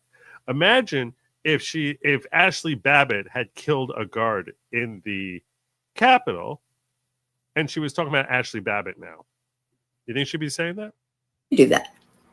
If you get kicked in the mouth and you just say, thank you, I appreciate that, and you keep taking it, there's something wrong with you. We are meant to fight back. We are meant to protect ourselves and our children and our family. That's our nature. But society has tried to eradicate that for the ruling class, to protect them and their stuff. No one was saying this after January 6th. No one. No one. You can make the exact same point. So they want you to feel bad when you react in a way that doesn't look appropriate, because they don't want people taking action. Here's the thing. See, here's the thing. The victim was arbitrary. That's the problem. If it's not an arbitrary victim, then that's more sympathetic. There was a movie, one of the, based on the book, by the John Grisham book, A Time to Kill, which was basically, if you never saw the movie, and the movie featured Matthew McConaughey and Samuel Jackson. So in the movie, Samuel Jackson, basically, his daughter, some, little girl, maybe she's a teenager, maybe she's younger, she's attacked by a couple of racist white folk and murdered. And when they're when they're being taken to be processed, when they're arrested and taken to be processed, he brings a gun and kills them. One of them or both of them, I don't remember well enough. And the movie is about the defense of this guy. Time to Kill. See there, the victim, you can understand why the assailant chose that particular victim. You can understand that it's his personal call for justice. You can understand that it's a time to kill. I'm not saying it is. I'm not judging morally right or wrong in that scenario there. I can definitely hear very strong arguments both ways. But the point is that the victim there is selected based on the actions that particular victim took that led that victim into the crosshairs of the assailant. As opposed to this CEO, which no one knows any single decision that he ever made in his life. Well, he had a job title. For all you know, he was continually arguing, saying that United Healthcare should be less restrictive in their claims and should be granting more claims. And you just killed him because he had a title. So no, this woman is completely immature. It's not a proper emotional reaction. And it's a very sad reflection that she wears They want you eye group just on to her sit. eye, because I don't know what this thing is up on her eye here. This is very weird stuff that's happening with her eyes.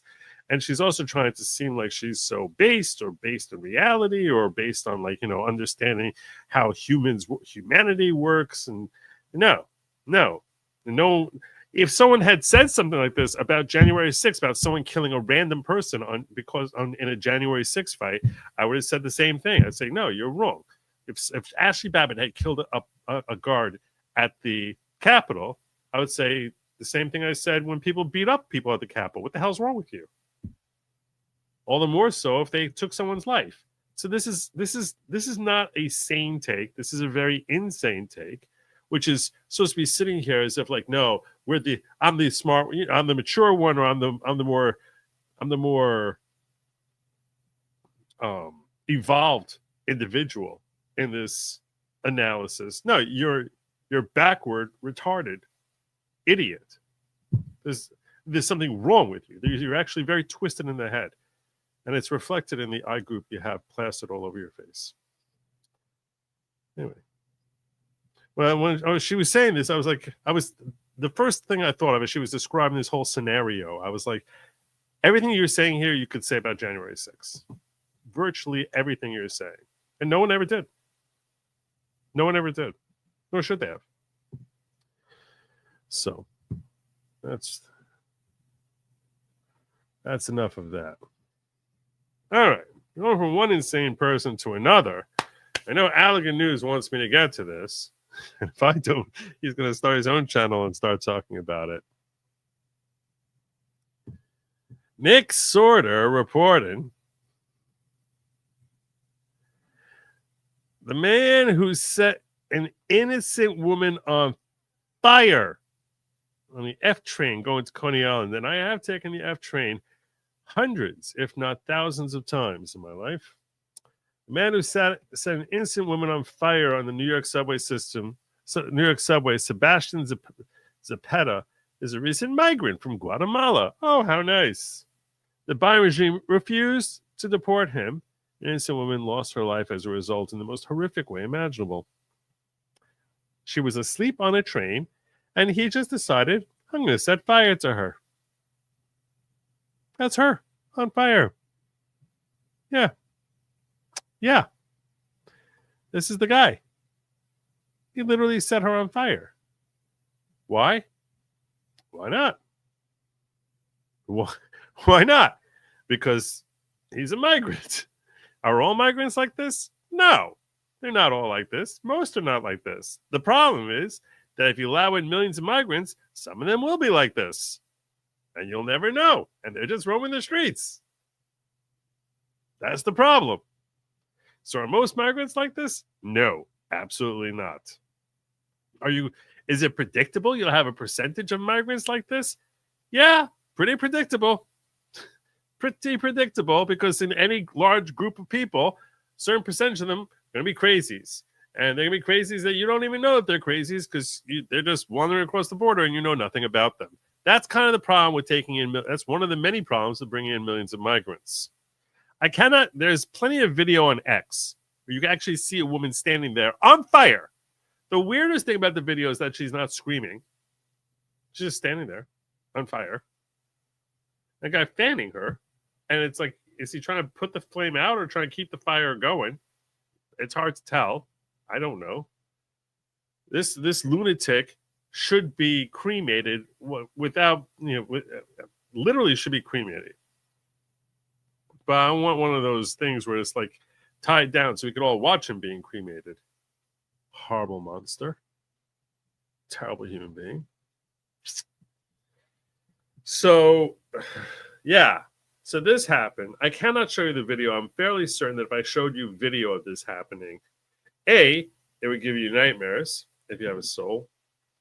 And your soul is not yet jaded, which frankly, probably most of our souls are too jaded already. But, so you probably have seen it. I've seen it. I don't know that I'm going to have nightmares, but it's horrifying. Trust me, it's very horrifying. And it's the cold reaction. This one guy in the video is sitting there, just sitting there, watching. Like, what the hell is happening? What the hell's wrong with society? What the heck? Who does this? Why? Why? Just why? Just why? Why would someone do such a thing? I have no words. I have no words.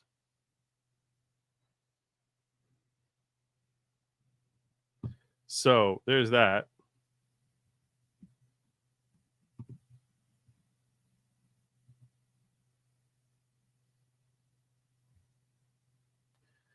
And then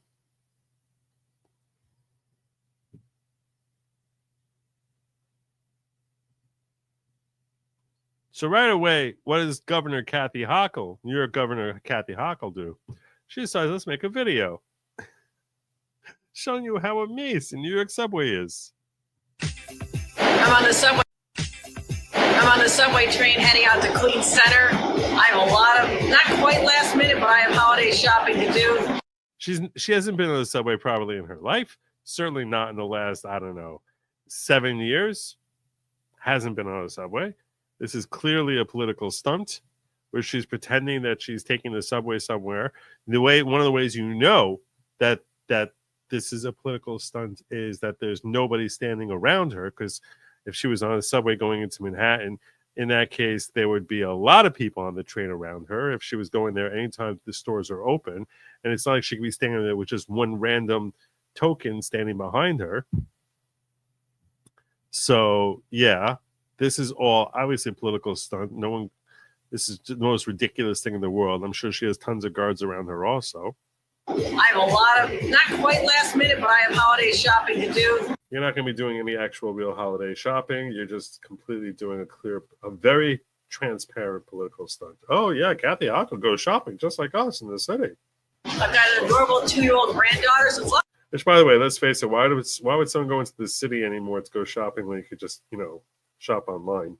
I don't know who goes to the city to shop anymore. More fun to shop. I could take the subway wherever we need to go.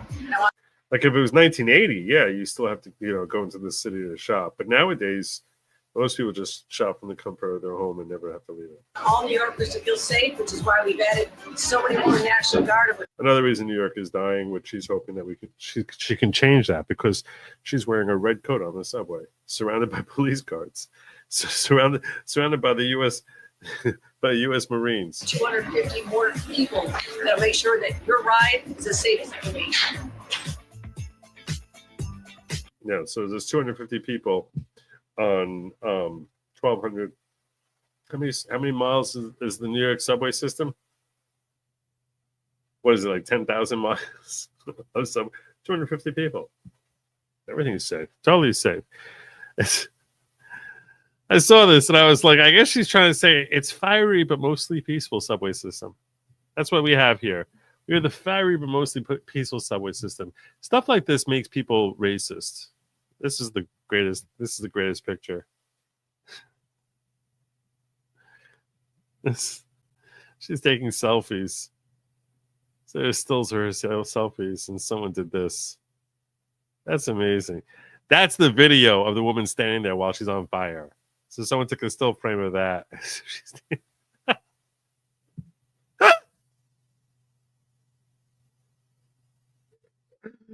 Oh my God, I love this picture. I mean, it's horrifying and yet hilarious. It's horrifying and yet hilarious. Oh my God, this is such a good picture. It's such a good picture.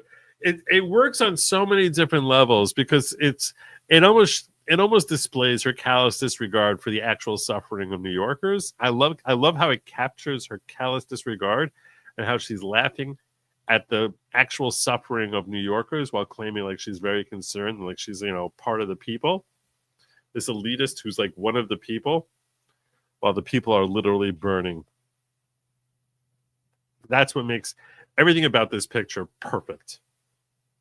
This picture is perfect. It really is. Selfie time. Such a great picture. Such a great. This is not meme. This is not a meme. This is artistry. This is a political statement. I'm gonna save this one.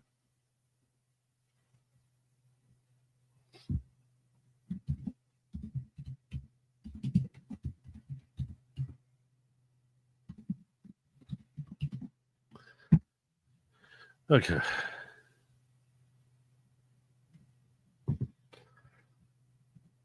And then I saw, when I was like looking up this whole Kathy Hochul story, I stumbled on a name I haven't heard in a long time. And that name is John Rocker. You might remember John Rocker. He was an ace closer for the Atlanta Braves back in the late 80s, early 90s, maybe mid-90s, probably mid-90s. I want to say like 93. But it really could have been the late 80s. John Rocker. He was a closer on the Braves. Maybe it was the late 90s. He was closer on the Braves. Yeah, it was during the Glavin Smoltz era, I want to say. Yeah, that sounds more realistic. And he was great for a little while there. And then he said all sorts of really racist stuff. All sorts of really racist stuff. Apparently, he's still alive. And I had a lot of thoughts about what we're about to see here. So he's responding to this story. It says, an illegal burned someone to death on the New York City subway today. I tried telling you all 25 years ago and got canceled for it. We need mass deportations immediately. So I want you to watch this video here. And I'm going to tell you right now, before we watch this, I want you to know that I find this video disturbing. I'm not saying this like lauding it. I find it disturbing, but I have thoughts about what we're going to see, which is why I want you to see the video that this guy himself shared. Okay? So. Say something homophobic or racist like in your past. Come out. If you were a man, I would knock your teeth out. Oh, Rocker's remarks on our show back in... Now, the biggest problem with this is Radiohead might copyright claim this video. So if you're watching this video afterwards, you might see that I had to slice out portions of this here because they're playing Creep in the background. In November may have outraged Met fans. It was the comments he made to Sports Illustrated writer Jeff Pearlman that caused a national outcry. Quote, imagine having to take the number 7 train to the... He said, imagine having to take the number 7 train. Number 7 train is what goes into Shea Stadium from this city. Which is, it's not a very well-traveled line. There's not a lot of people who live along that path. It's not one of the more crowded subways, except when there's a Met game. Ballpark, looking like you're riding through Beirut next to some kid with purple hair. It's depressing. And about New York City itself, Rocker said, the biggest thing I don't like about New York are the foreigners. I'm not a very big fan of foreigners. So he's obviously still very, very proud of that statement that he made 25 years ago, which I'm not going to kid you, it was racist. It was a racist statement. And I say this now today, even having lived through the Biden era, I'll tell you right now, what he said then was racist. I think this guy is a racist. I don't think he's a good person. But his words today do not resonate as gross and as disturbing as they did 25 years ago. And it's possible it's because I've heard them several times before. Those of you who are unfamiliar with the actual quote, I really didn't want to have the whole thing clipped out because of that.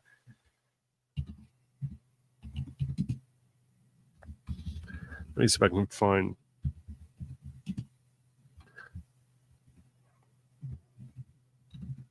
I'm going to see if I can find the actual quote and just read it to you. So let me apologize saying he wasn't a racist.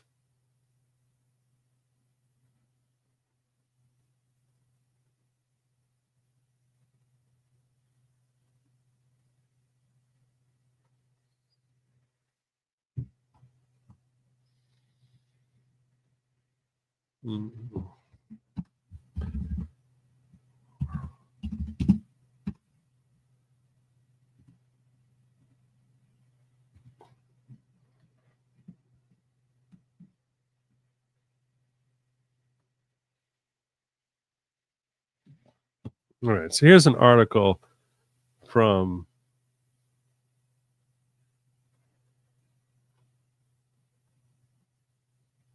I don't know how long ago. This is what he wrote.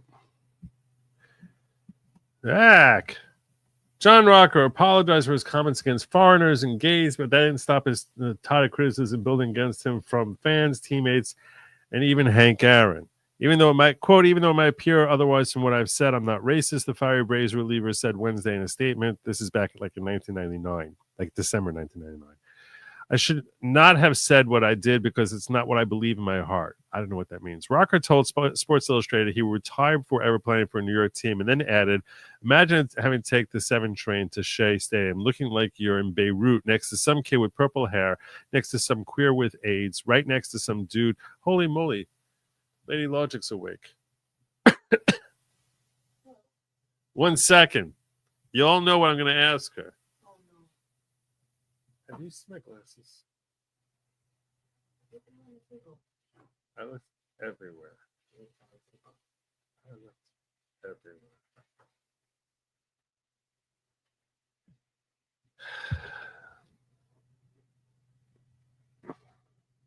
Looking like you're in Beirut next to some kid with purple hair, next to some queer with AIDS, right next to some dude who got out of jail for the 4th time, right next to some 20-year-old mom with 4 kids is depressing. The biggest thing I don't like about New York are the foreigners, the 25-year-old Georgia native said. You can walk an entire block in Times Square and not hear anybody speaking English. Asians and Koreans and Vietnamese and Indians and Russians and Spanish people and everything up there. How the hell did they get in this country? Yeah, I'm sorry. This is racist. There's no way to slice it. He then retracted those remarks. I want everyone to understand my emotions fuel my competitive desire, source of energy for me. So what? So he's like basically think he's taking on the Russians and the Vietnamese when he's standing on the rubber. Come on. So back then, these remarks were called inappropriate and offensive, and yeah. And the Braves distanced themselves from him, and pretty soon he was out of baseball. He started struggling with his command also. And it's one thing to be racist, but to be racist and then actually being ineffective is a mortal sin in sports. So you could be hella racist. You can be hella racist if you're still good. That's the reality. If you're producing, you could kind of be hella racist. But if you're hella racist and you're not producing, it's not going to work in this dar. It's not going to work in this generation. That ain't gonna fly. Yeah, okay. Back a century ago, you could have gotten away with it, but in this generation, you either gotta be not racist or reproducing. You gotta do one of them, one or the other, at least one. I think the goal is preferably both, probably two. Anyway, so here's the thing: his comments don't read nearly as terribly as they did, I think, 25 years ago. And I think it's in part because of everything we've seen. Like when he's sitting here saying, I tried warning you all 25 years ago. I try warning y'all. And it's like, I actually think that that's not a kink in the system of allowing mass migration, in that it builds racism. It makes you more racist. We see stories of someone setting fire to someone on the F train. It makes you more racist. No luck? I'm very bothered. I don't know where it could be. I don't remember. I know they're not in my head. Thank you. I've been looking everywhere for them and feeling like I've been squinting, and I didn't even want to do a show tonight because I was like, I'm going to sit here looking like an idiot, like with my. I looked in the coats. She's looking in the coat. You're looking in all the places. That's true. People were talking about the pickles, but this is not like the pickles. Not a pocket. The point to the pickles is that it's a big area. You're looking at one time, as opposed to like a individualized pocket. Well, anyway, I think they fell back there.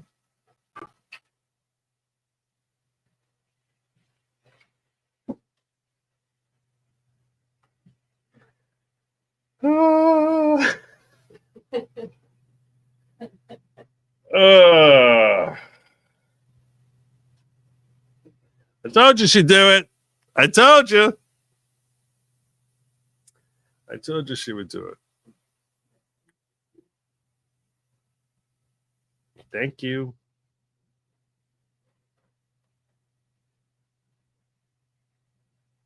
It took her 3 minutes. You're right. Less than 3 minutes.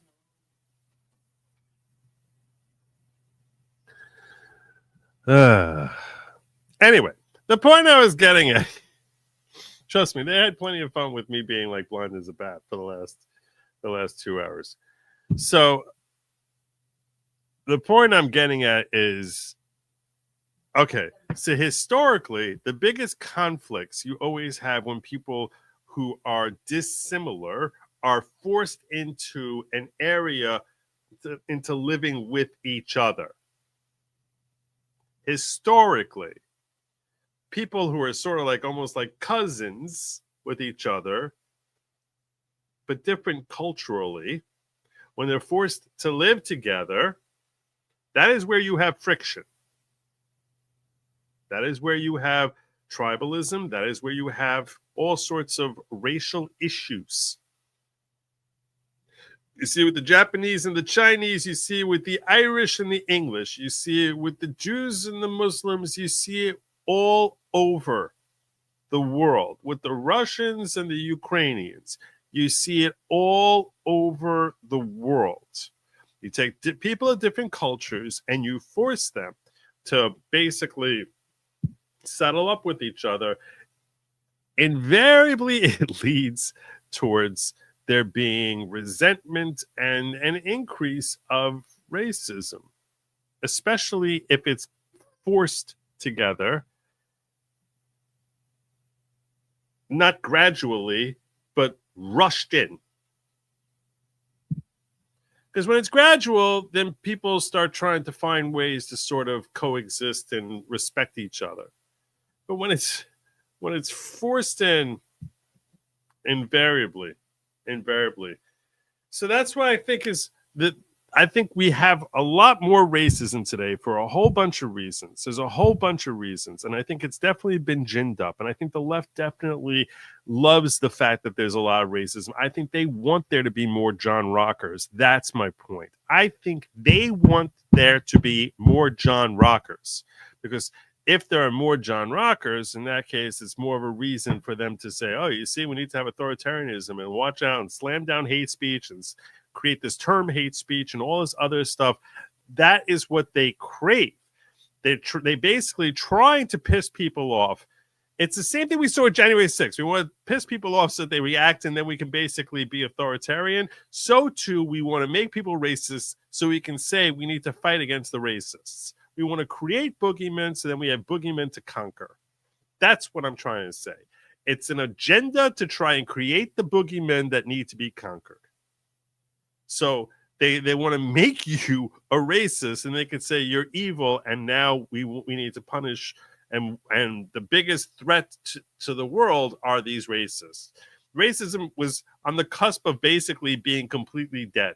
And they did everything they can to gin it up. And today, now, 25 years after the fact, all of a sudden now it's like, sort of see what he's saying there. Look, they're setting fire to people on the train. I mean, how do you ignore that? Look at Lincoln Road. Look at this.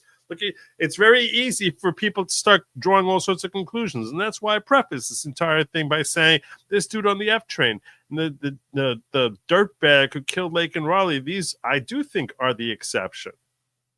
I don't think that that's actually reflective of most migrants, or let's call them what they are, illegal aliens. Okay, you can call them an invading army, call them whatever you want. For the most part, I think that the overwhelming majority of them are probably, good, decent, hardworking people looking for a better life. But amongst them, like you would have in any demographic, there's going to be a certain percentage of crazies. And subjecting Americans to basically having to deal with the crazy element and then tell them, hey, if you react to it, you're a racist, that just makes people that much angrier. Like, so now I'm supposed to sit here and take it on the chin when you're sitting here purposefully trying to make me hate this other race. It's very, very aggravating, not with the particular individuals who are coming in here. No, it's with the people who are promoting this and saying and sitting there with this judgmental, smug Ivy Tower, oh, how dare you complain about this attitude. And that's part of the reason I think that there's such strong support for Trump and the whole notion of deport them and get them the hell out now.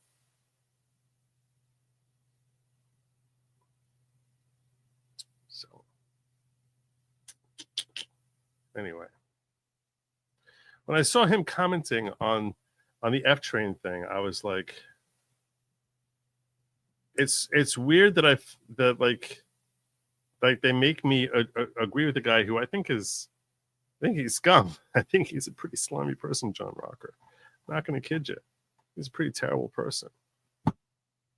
That's what they want to make us all. They want to turn us all into John Rocker.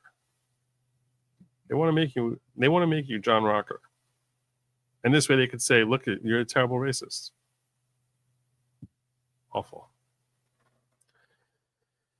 Oh, wow. People are talking. They're actually writing in words. Before I was asking them to write in bigger font. No one was listening. Some did all caps. Not a single person there wrote in bigger font. I was very disappointed in it.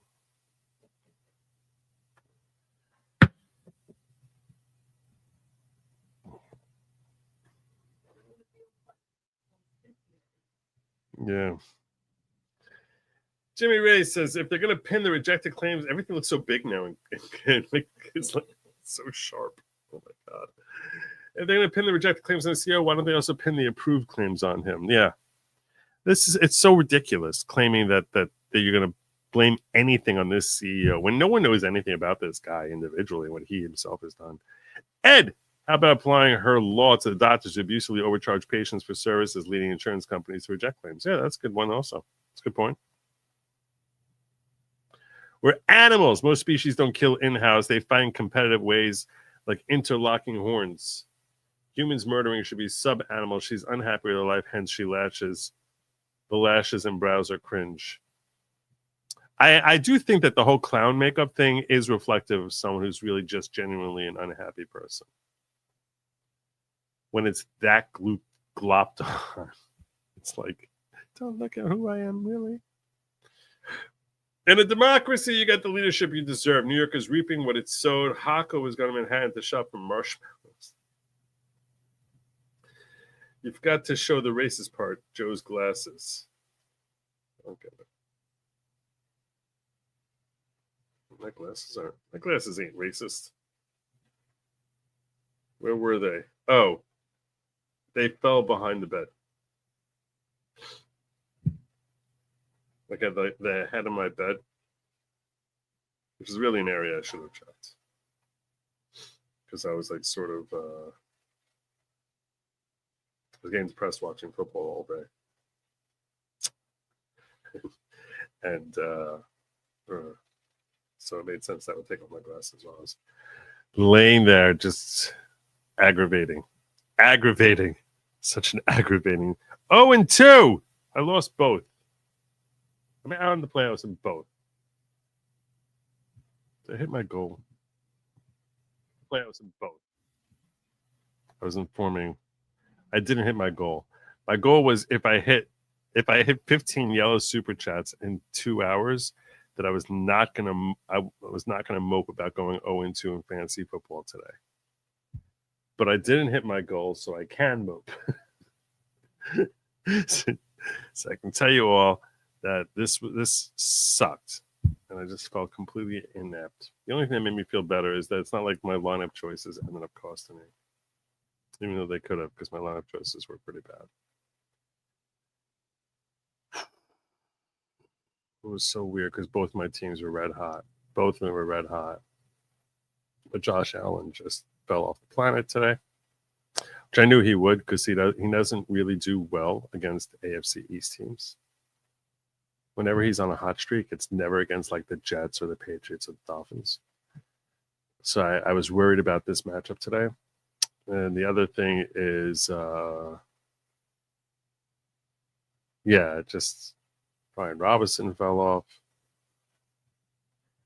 Everything was going, but nothing was going. No one was doing spectacular. It was just a bad day. It was very frustrating because both of my opponents were beatable, but I just had a bad day.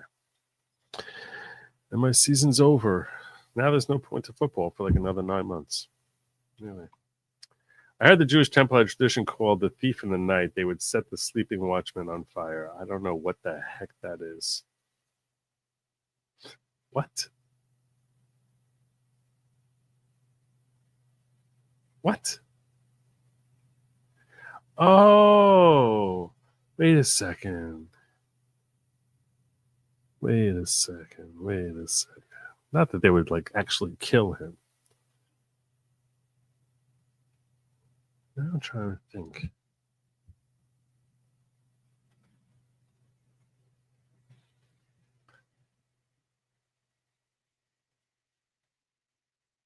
Like I remember like something like lighting a match by his toes or something like that. I don't remember. Not quite. If Levine were caught sleeping in Yom Kippur, they could be woken to be lit up. The law should be Mida Kenega Mida. I think that's what Charles was talking about. Overtly racist posts on Twitter X, especially done after the Elon takeover, was by accounts that are primarily left-leaning. Not liking the cultural norms or other cultures' preference, your own cultural norms is not racism. No, it's not. No, I agree with you. And I've made a very sharp distinction between racism and tribalism. There is an important distinction between racism and tribalism. It is normal. It is normal to feel more comfortable with that, with which you are accustomed to. And much as a baby tiger is raised amongst tigers and is going to be comfortable around a tiger face, so too it's natural that whether your DNA has you born with a black face, an Asian face, a Caucasian face, any color face, anywhere, that you're naturally going to feel more comfortable with that. That makes sense. All of that makes sense as far as genetic, especially you're raised in your environment from the time that you're literally an infant, is that these are the faces that you're seeing around you. That's what you're just going to be more comfortable with. That is tribalism. That is natural. When you're sitting there and applying that to a particular individual and saying, I dislike this individual because his face doesn't look like, or her face doesn't look like the faces I'm accustomed to, that's where you start crossing over into racism. But to say that a person has a more natural comfort level with that which they're accustomed to, and it doesn't have to be just the face, but culturally also. The sights, the sounds, the smells, the habits, the manner of interacting, these are all things that we learn in our formative years. And these are things that we consider normal. and how we tend to try and fit in society into that which seems normal. So since we're trying to fit into that which seems normal, anything which is outside of those norms is going to be deemed by us naturally to be abnormal. That is natural. That's tribalism.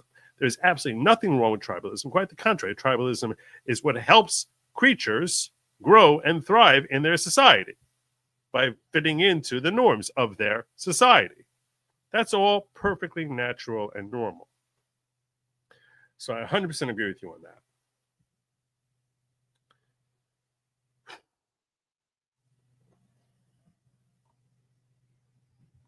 And the bandit burned for 8 days. No.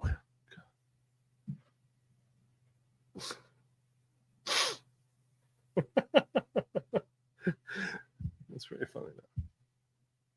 You see, Grifter Chunk Ogre got standing O at Amfest. Did he really? Why? Why?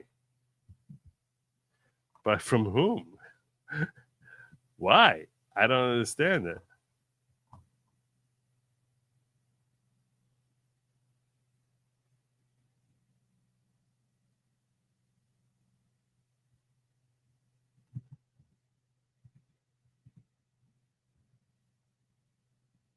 Some people think that I was like looking at them the entire time and it didn't seem. Can you just say like they were not something that was like in plain sight?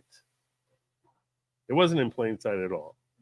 We actually have like a headboard here. It's like reach beneath the headboard to like, but it is a common place for like, books that I'm reading to fall back. That's why I should have checked there. All right. Well, I think that's the show. I think we covered everything. In fact, I know we covered everything because I've gone through my tabs here and they all seem like things I've seen before. So that's telling me we're sort of kind of, and planned on discussing. Yeah, everything I plan on discussing has been discussed. So yeah, I got Kay Granger and that wandering thing. I even threw in there. I got everything. We covered everything. All right. So it's time for me to land the plane. I thought this whole show was going to last like an hour, and here it is. We got 2:18. All in all, good show all around. You guys were good sports. I appreciate it. Even those of you who are mocking me and calling me Mr. Magoo or the absent-minded professor, or basically, testing my patience with my own ineptitude. So I thank you for joining me. God willing, I do expect to be back here tomorrow with an episode of the following program. Who knows? I might even be on Locals at goodlogic.locals.com. That's goodlogic.locals.com. While you're here, please like, share, subscribe. Leave a comment for the algorithm. Leave the freaking comment. It's like you could just basically just like say like a gobbledygook. You can practice your Orkin. I don't care. It's just words. You just type a few letters. It doesn't even have to be English. Okay, I'll try to guess what language it is. And if there's no vowels, it's going to be that much more confusing. And maybe try and invent your own language. Maybe do Klingon. I don't care. Whatever works for you. With that, don't eat lab meat because that's for they, them, and certainly not for you. Stay away from the bugs. Don't eat the bugs. And have a good night. Oh, wait. Did I miss anything over here? No, I didn't. Of course I didn't miss anything here. I was just checking. I was checking my diggers. Yeah. Have a good night. And as always, Godspeed.